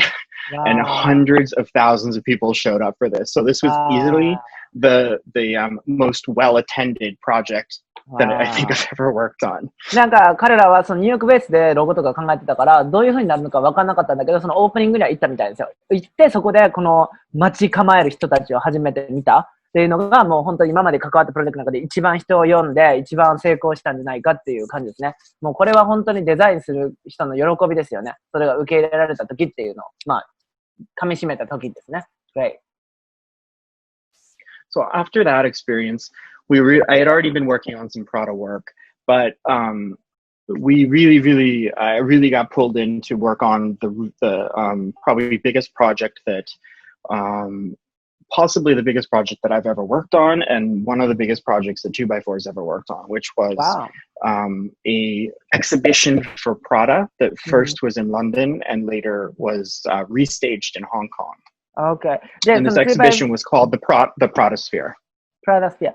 この 2x4 市場、彼市場最大のプロジェクトがここから動き出すんですけど、ロンドンでのそのプラダのエキシビジョン。で、それは後々中国でもやられるんですけど、このプラダスフィアっていうものをやっていきます。Beautiful. And then the third category was obviously working with the Prada logo and creating kind of like brand videos, just playing with it and experimenting with it. So this is sorry, go ahead. You go ahead. So this is just a simple diagram to show the complexity of developing videos for, a store. It actually had 17 monitors and we had to deliver 17 videos. Even if we wanted to do one single video across the wall, it had to be sliced up into all these pieces. It was like a total technical nightmare. But the impact was really, really, really cool. 2回やって全部で17個モニターがあったんですけど、その17個のモニターと連動させるために、その大きさとかこうエディティングするから、もう本当に頭の痛い作業だったけど、うまくいったっていう感じですね。Great.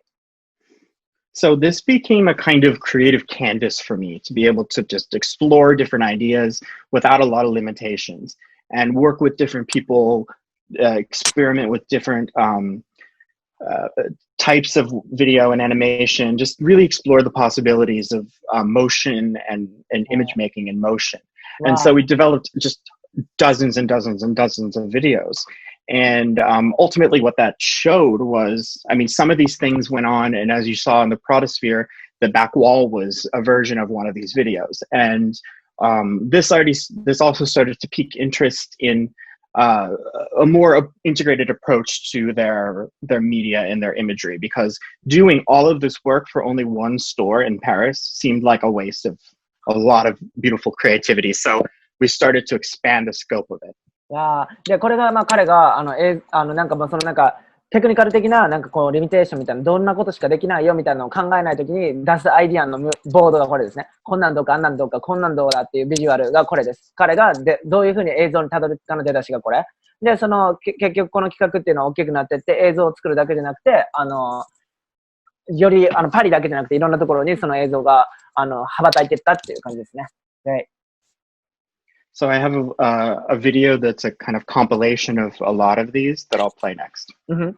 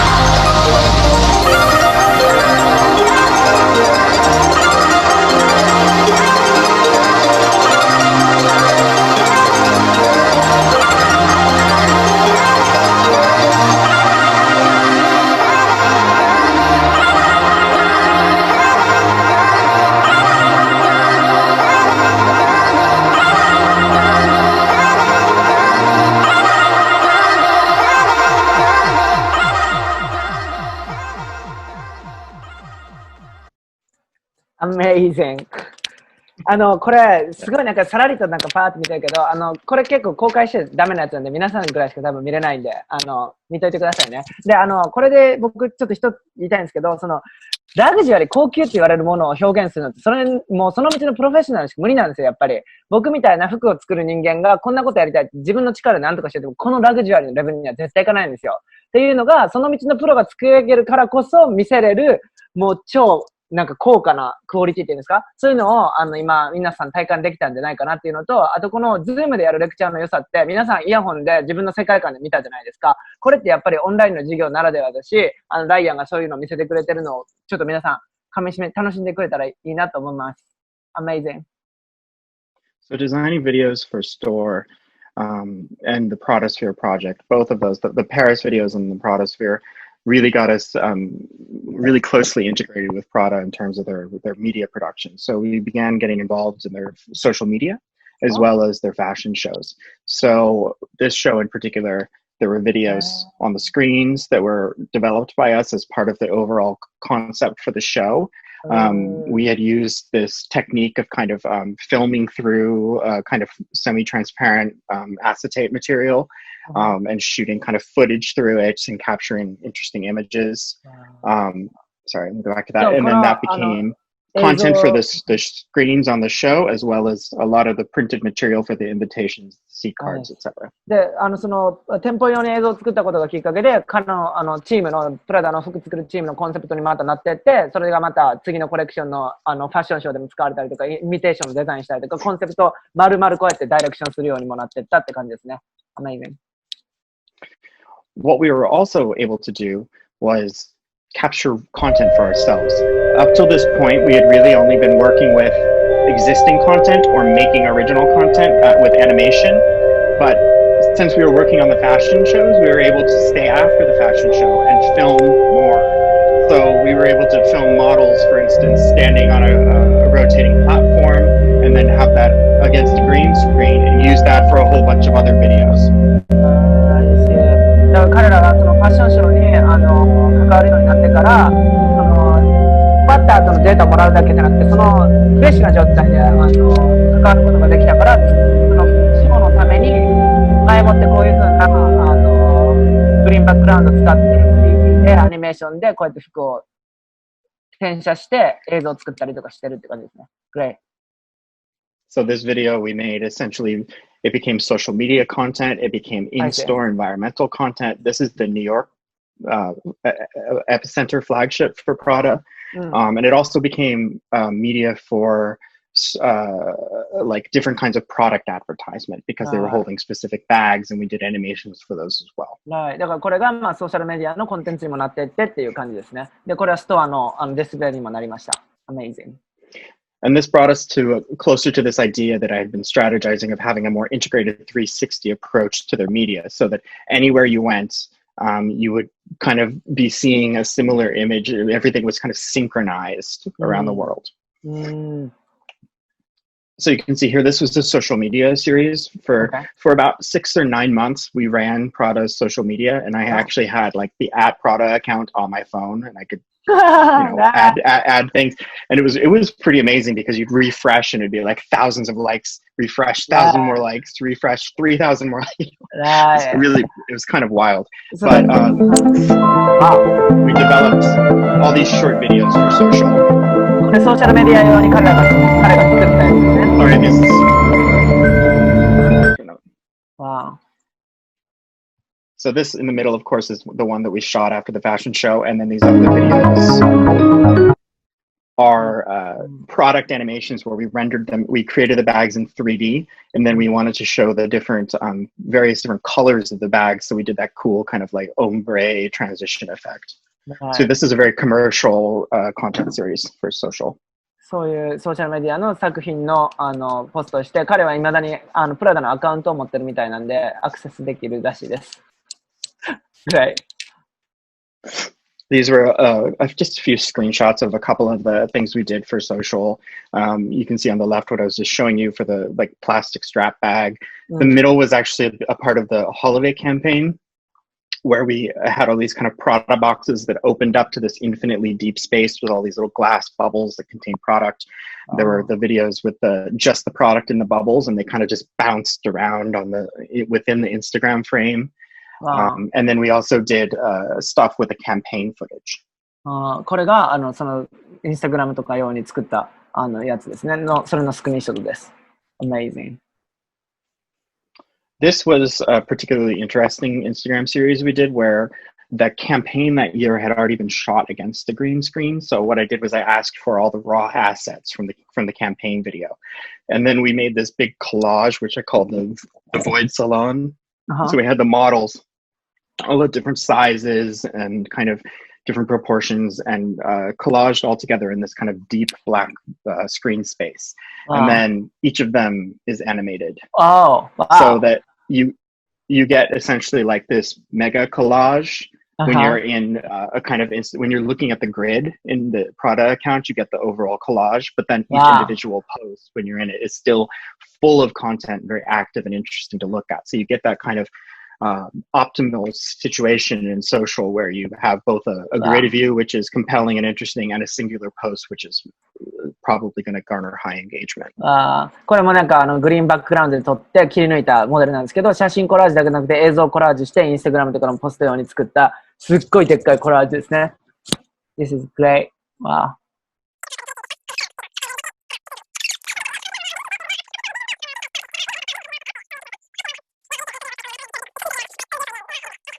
Currently, I'm obviously, due to the kind of pandemic and everything, I'm working primarily in New York, working virtually.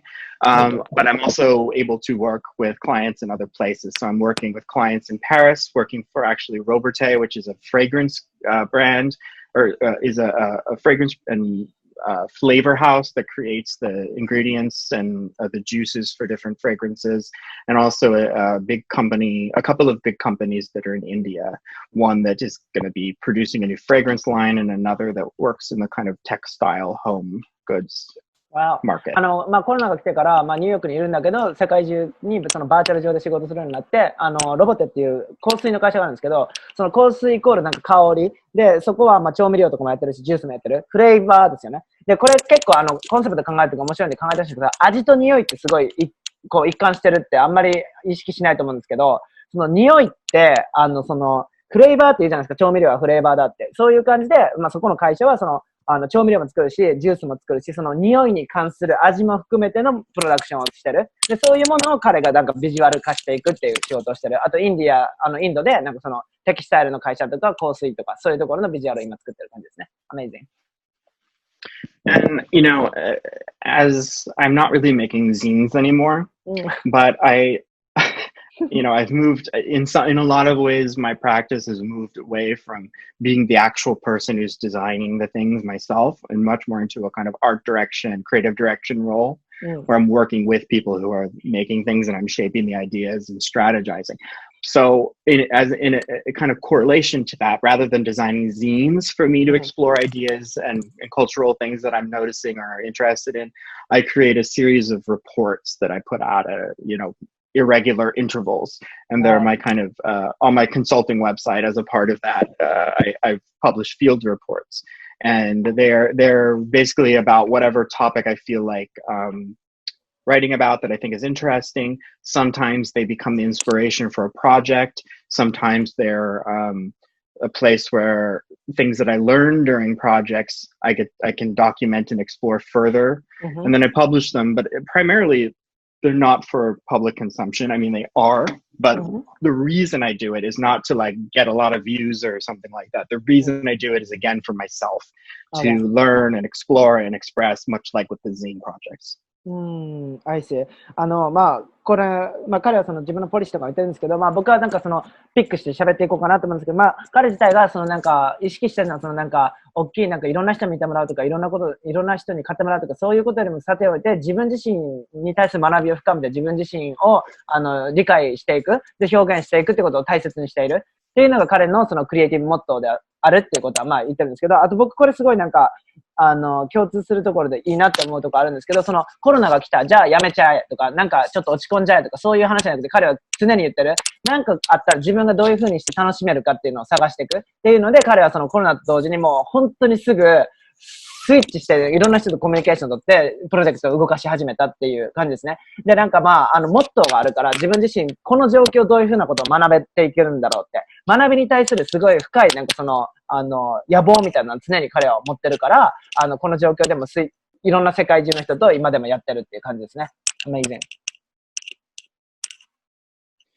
And then I think one of the last things I wanted to talk about just briefly was something that's actually very important to me, and it's been an additional kind of third channel. So there's my kind of primary commercial work that I engage in. There are these kind of side collaboration projects that I do. And then I also teach. And currently I teach at Parsons, and I teach a couple of classes, and one of them in particular, which is called Synesthesia as Methodology, which is all about the world of fragrance and how to visualize the world of fragrance. And this class actually corresponds with my latest kind of obsession and kind of topic, which I'm becoming a kind of deep expert on.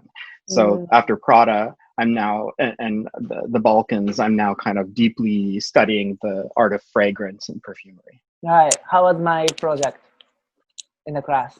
The project was good. Thank you. まあ彼は今その教えてるんですけど、パーソンで MFA で。で、まあなんか彼はその Your thesis project was better though. Yes. Thank you. 彼はまあ教えてるんですけど、まあその、MFA のクラスで、彼が教えてるのは、その、フレグランス、匂いっていうものをどういうふうなビジュアルにしていくかっていうことを教えてくれてるんですけど、まあ僕らはすごいランダムな、なんか匂いを渡されるんですよ、一人一人。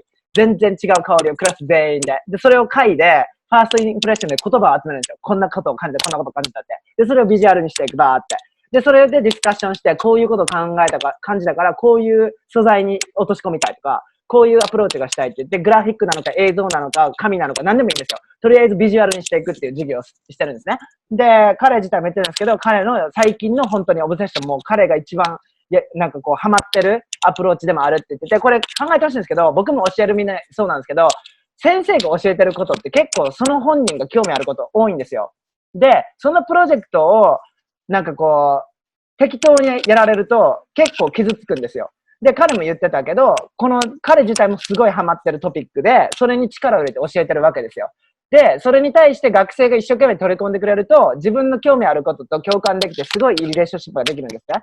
で、僕はさっきさらいで聞いたんですよ。僕のその時のプロジェクトどうだったって言ったら、まあ、OK、よかったよって言って、まあ僕の卒業制作の最後のプロジェクトの方が良かったけどねっていう、まあ冗談を言ってたんですけど、まあそのぐらい、大学院と行く時の教授とのやりとりっていうのは、その彼らが持ってくる、これが一番フレッシュでいいと思うんだよっていうことに対して向き合ってくれてるから、それに真剣に取り組むみたいなことで、まあリレーションシップを積み重ねていくっていう、まあ感じですね。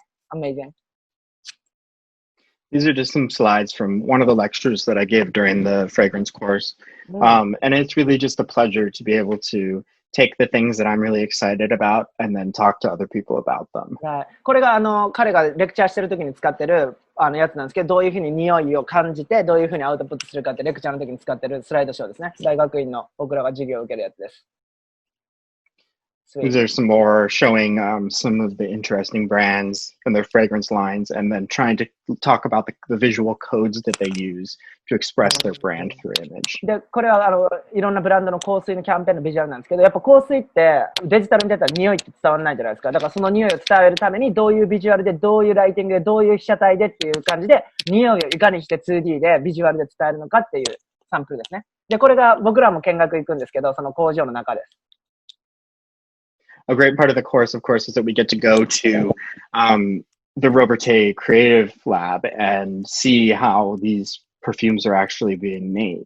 And it's just really, really cool to see the kind of behind the scenes of the building of fragrances. And Robertet in particular is fascinating because they do these really fabulous kind of niche fragrances like Byredo and Wilhelm Parfumerie, Atelier Cologne. A lot of these are really wonderful kind of niche brands, but they also have done these really big mass perfumes like Ariana Grande's fragrances, for instance. Wait, they also do like scholarship for students, right? For us. They do. Based on They this project. They award money for a kind of Robertet award, and then there's also the potential to do a How much internship. Are they? I'm not gonna. That's not for me to disclose. Okay. そうで、この、フレグランスカンパニーそうなんですけど、僕も自分のフレグランス作ったことあるんですよ。それ大学院の時にやってて、未だに自分の作った香水しかつけないんですけど、その香水の会社にも、その工場の中にも行けるんですけど、ここのプログラムのいいところって、そのプロジェクトを会社のためにやるんですよ。会社とのコラボレーションだから。で、その会社とのコラボレーションでいいものを作った人は、その会社が学費払ってくれます。ある程度、何%かとか。そういうふうに別の奨学金が動いてます、ここの中でも。だから、そのプロジェクトのためにいいものを作ったら、その学費をカバーしてくれるとか、で、その後、夏のインターンシップがあるんだけど、お金くれるインターンシップに雇われたりとか、そういうことをやってくれます。だから学生のサポートも結構、してくれてる、この会社は、大学院と一緒にって感じですね。Beautiful. This course is a great example, and the people that were involved in this course are a great example of how important it is to maintain really good relationships with the people you work with and the people that are involved in the projects you work on, because essentially I got to teach this class because I enjoyed working with Yoff so much on the magazine that we had done together years before. The work that I'm doing now, which is all for Robertet and for these other brands in India, are all through the individual who brought the Robertet project to Parsons, this guy named Paul Austin. So basically all of the projects I'm working on right now are as a result of the people that I've worked with and have had really good relationships with. はい。彼もずっと言って僕も何回も言ってると思うんですけど、その授業だったり先生だったり生徒だったりそういうつながりから後々の大きなプロジェクトにつながっていく。で、彼がパーソンズで教え始めたのもそのマガジンを一緒にお尻のマガジンですね。お尻のマガジンを作った教授をきっかけに教え始めたし、で、このプロジェクトがコラボレーションになって、僕らがその香水のプロジェクトできてるのも彼がそのロボットの人と一緒になって仕事してたのをこう引き込んでくれてっていう感じでこうカリキュラムができたって感じですね。Amazing. These are just some examples of student work. There's just a few in here. They're fun. This was a really great one. One student, so I should explain the project briefly. Essentially, the students are given a fragrance that's unidentified, kind of mystery fragrance, and it's only got a number, and they're not told anything about what the scent is or any of the ingredients. And they're asked to smell it and then create visuals that kind of display or make legible their experience of the fragrance. So they're essentially taking the scent and making it into image. そう。さっき言ったように、わけのわかんない匂いもらってビジュアルを作っていくんですよ。で、これ僕のクラスメイトが作ったやつね。That's Jimin's, right? The lemons, yes. Yeah. And on the left, it's Hugh. Yeah. And this is Jimin, and she made these kind of erotic drawings. エロいドローイングです。Yes. And they were sprayed with the fragrance. So essentially, during the final critique, we all got scented cards with kind of dirty little drawings on them, and we had to sniff them, which I thought was so brilliant. そう、これは僕のクラスメイトが作ったやつなんですけど、そのなんかレモン調の匂いで、なんか、この子女の子だったんですけど、なんかその、男性のエロスを感じる匂いだったんで、そのなんかセックスみたいなところを、こう、ドローイングした、カードをみんなに配って、その匂いを嗅ぐっていうのをやったんですけど、なんでこれが彼らにヒットしたのか分かりましたね。お尻のマガジンのくだりといい。Great. A couple of other examples, just really beautiful things. And, teaching is one of those things where working with talented students is just extremely rewarding. It's also very, very, very exhausting. And to be quite honest, it comes at a big professional cost. I wouldn't change anything though. It's really one of the most rewarding pieces of my practice, even though it has cost me jobs in the past, quite literally, because of the time commitments. はい。彼もすごい、先生なんですけど、その教えるってことがどんだけ素晴らしいのかっていうことを語ってくれたんですけど、本当に疲れるけど、本当に、若い、その才能のある人たちに対して教えるっていうことは、すごい、価値のあることなんだよっていう。彼は本当に、今更ですけど、すっごいいい先生でした。僕が本当に好きな教授の一人です。Amazing. So to conclude, I think, is to bring it back to this idea of pluralism and how, throughout this entire journey to where I am now, I'm 35. I still have many years ahead of me, but I feel I've been able to really kind of already pluralize the way that I think, the different mediums that I work in, experience many points of view, etc. And I just hope to continue to be able to expand and develop more facets to both my identity and my practice as I continue forward. I see. まあ彼も言ってるその、コンセプトですね。その多論性っていうもの、まあ彼自体のその人間性だったり、コラボレーションだったり、経験だったり、いろんなことに対してもシンプルに一つだけじゃなくて、いろんなものを含んで成長していくっていうのが、まあ彼自身の、思ってるビジョンで、彼は今35歳なんですけど、これからもっとキャリアが生まれていく中で大切にしていることがこれですってことですね。Yeah. So. Announcing a new collaboration. Yes! これが今からやってるコラボレーションですね。Yes. Sho and I are working together.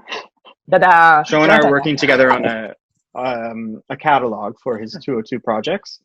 And I'll let him explain Okay. about the concept 最終的にごめんなさいね。なんか結局前の宣伝会よって感じになっちゃったんですけど、今、そのライアンと一緒にやってるのがこの202プロジェクト、前回もやったと思うんですけど、そのブルックリンに写真展をして100人切りですね。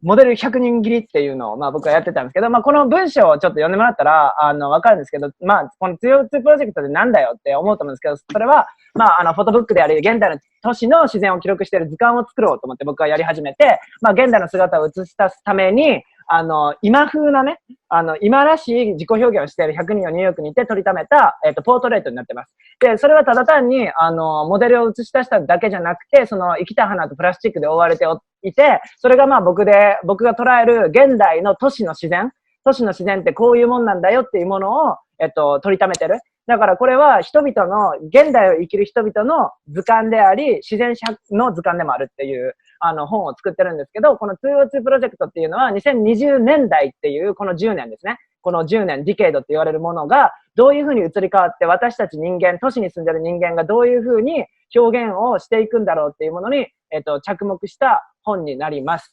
Thank you, amazing. So I am super appreciative and very excited to be starting this collaboration with Sho, who I have so much respect for and appreciate so much his talent and energy and just the incredible energy that he brings to projects. So I'm thrilled to be working on this with you. Oh, thank you so much. まあ、これ自分で言うのもあれなんですけど、まあ、彼のクラス僕が取ってきたときに、まあ、すごいエネルギーと、すごいなんか自分のなんかこう、やる気みたいなのを見せ続けてて、まあ、それを彼が認めてくれてたんですよ。で、僕、卒業の時に、ガーデン・オブ・エデンって本を出したんですけど、Amazon で買えるやつ。それの最終的なエディティングも彼がやってくれたんですよ。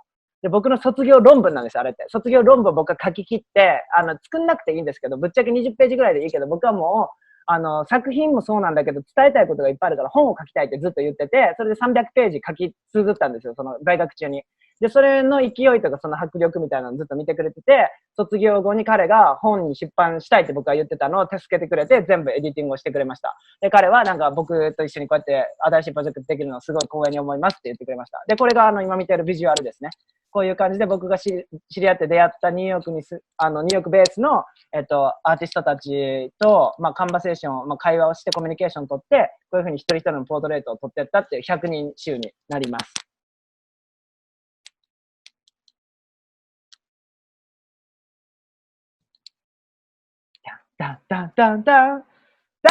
I know this has been a very long lecture. I really appreciate everyone's hanging in there for this. すっごい長くなったけど、皆さん来てくれて本当にありがとう。付き合ってくれてありがとうございますってことです。Oh my God, thank you so much. Thank you. Yeah, of course. Yeah. Just be able to see people again. Yeah. Let's see everyone. Amazing. すいません、本当にありがとうございました。長くなることは重々承知だったっていうのは、彼自体もう100ページを超えるプレゼンテーション用意してくれてて、本当にもうなんかこう、スライドショーがすごい濃厚で、まあ長くなることは必須だったんですけど、皆様最後まで見た価値があったんではないでしょうかという感じです。で、後半に関しての情報は、ほぼほぼ録画できないので、載せれないので、前半の部分だったり載せれる限りでは載せたいと思います。じゃあ、ちょっと改めてちょっと長くなりましたが、俺の言葉だけライアンに言ってから Q&A に移りたいと思います。しょうこさん、また引き続きお願いします。お礼の言葉をみんなの代弁で。So, Shoko gonna like explain by representing. Hi, Ryan. Hi. Thank you so much for like amazing presentation. Like, I kind of like forgot to translate. Actually, like I was just to focus on your presentation. And I'm kind of like so sorry for everyone actually, but like you know, like today is so amazing, and it is so interesting to see your a lot of like multiple dimensions. And then sometimes like you do so like a shit like a dick pics, but like sometimes you do like really high end like luxury thing. And then I think like you are the consist of the whole like the dimension that makes you. And then now you are the only one, Ryan Weafer. So that is like kind of amazing. And then I expect your like new dimension in the next, you know, future project with Sho. Thank you. Oh God, thank you so much. Thanks so much. Thank you. ありがとうございましたということを伝えましたっていう、ちょっと簡潔にまとめますと。で、皆様、2時間40分、45分にわたって、本当に長い間、眠たいのにお付き合いいただきありがとうございましたということで、毎回僕反省してるんですけど、Q&A は、皆さん、残りたい人だけ残ってくれたら大丈夫なので、質問がある方は残ってください。みんな超眠い中必死になって残ってくれてる人もいるんですけど、もし Q&A で質問がある方は引き続き残ってくださいということで、じゃあ改めまして、ありがとうを伝えて、一旦皆さんとお別れしたいと思います。Ryan, we're gonna just like say kind of goodbye if people are leaving, and then like if someone like have questions, they're gonna stay, and then we're gonna move on to Q&A. Okay? Great. はい、じゃあ皆様、Thank you so much for Ryan. Thank you. Thank you, thank you, thank you, thank you. Thank you. Thanks so much. Thank you. Q&A がある人は残ってください。ない人は、ね、眠りについてくださいね。金曜日の充実した眠りはとても大切ですよ。皆様おやすみなさい。それではまた後日ということで、もうパパッと移りますよ、Q&A には。それか皆さん、トイレ休憩入れた方がいいですかね。入れたい。Ryan, you wanna take the break for bathroom, or you are good? I'm okay. Okay, same. If you want to take a break, we can, but I'd rather just keep going. No, just keep going. I love the kind of energy now.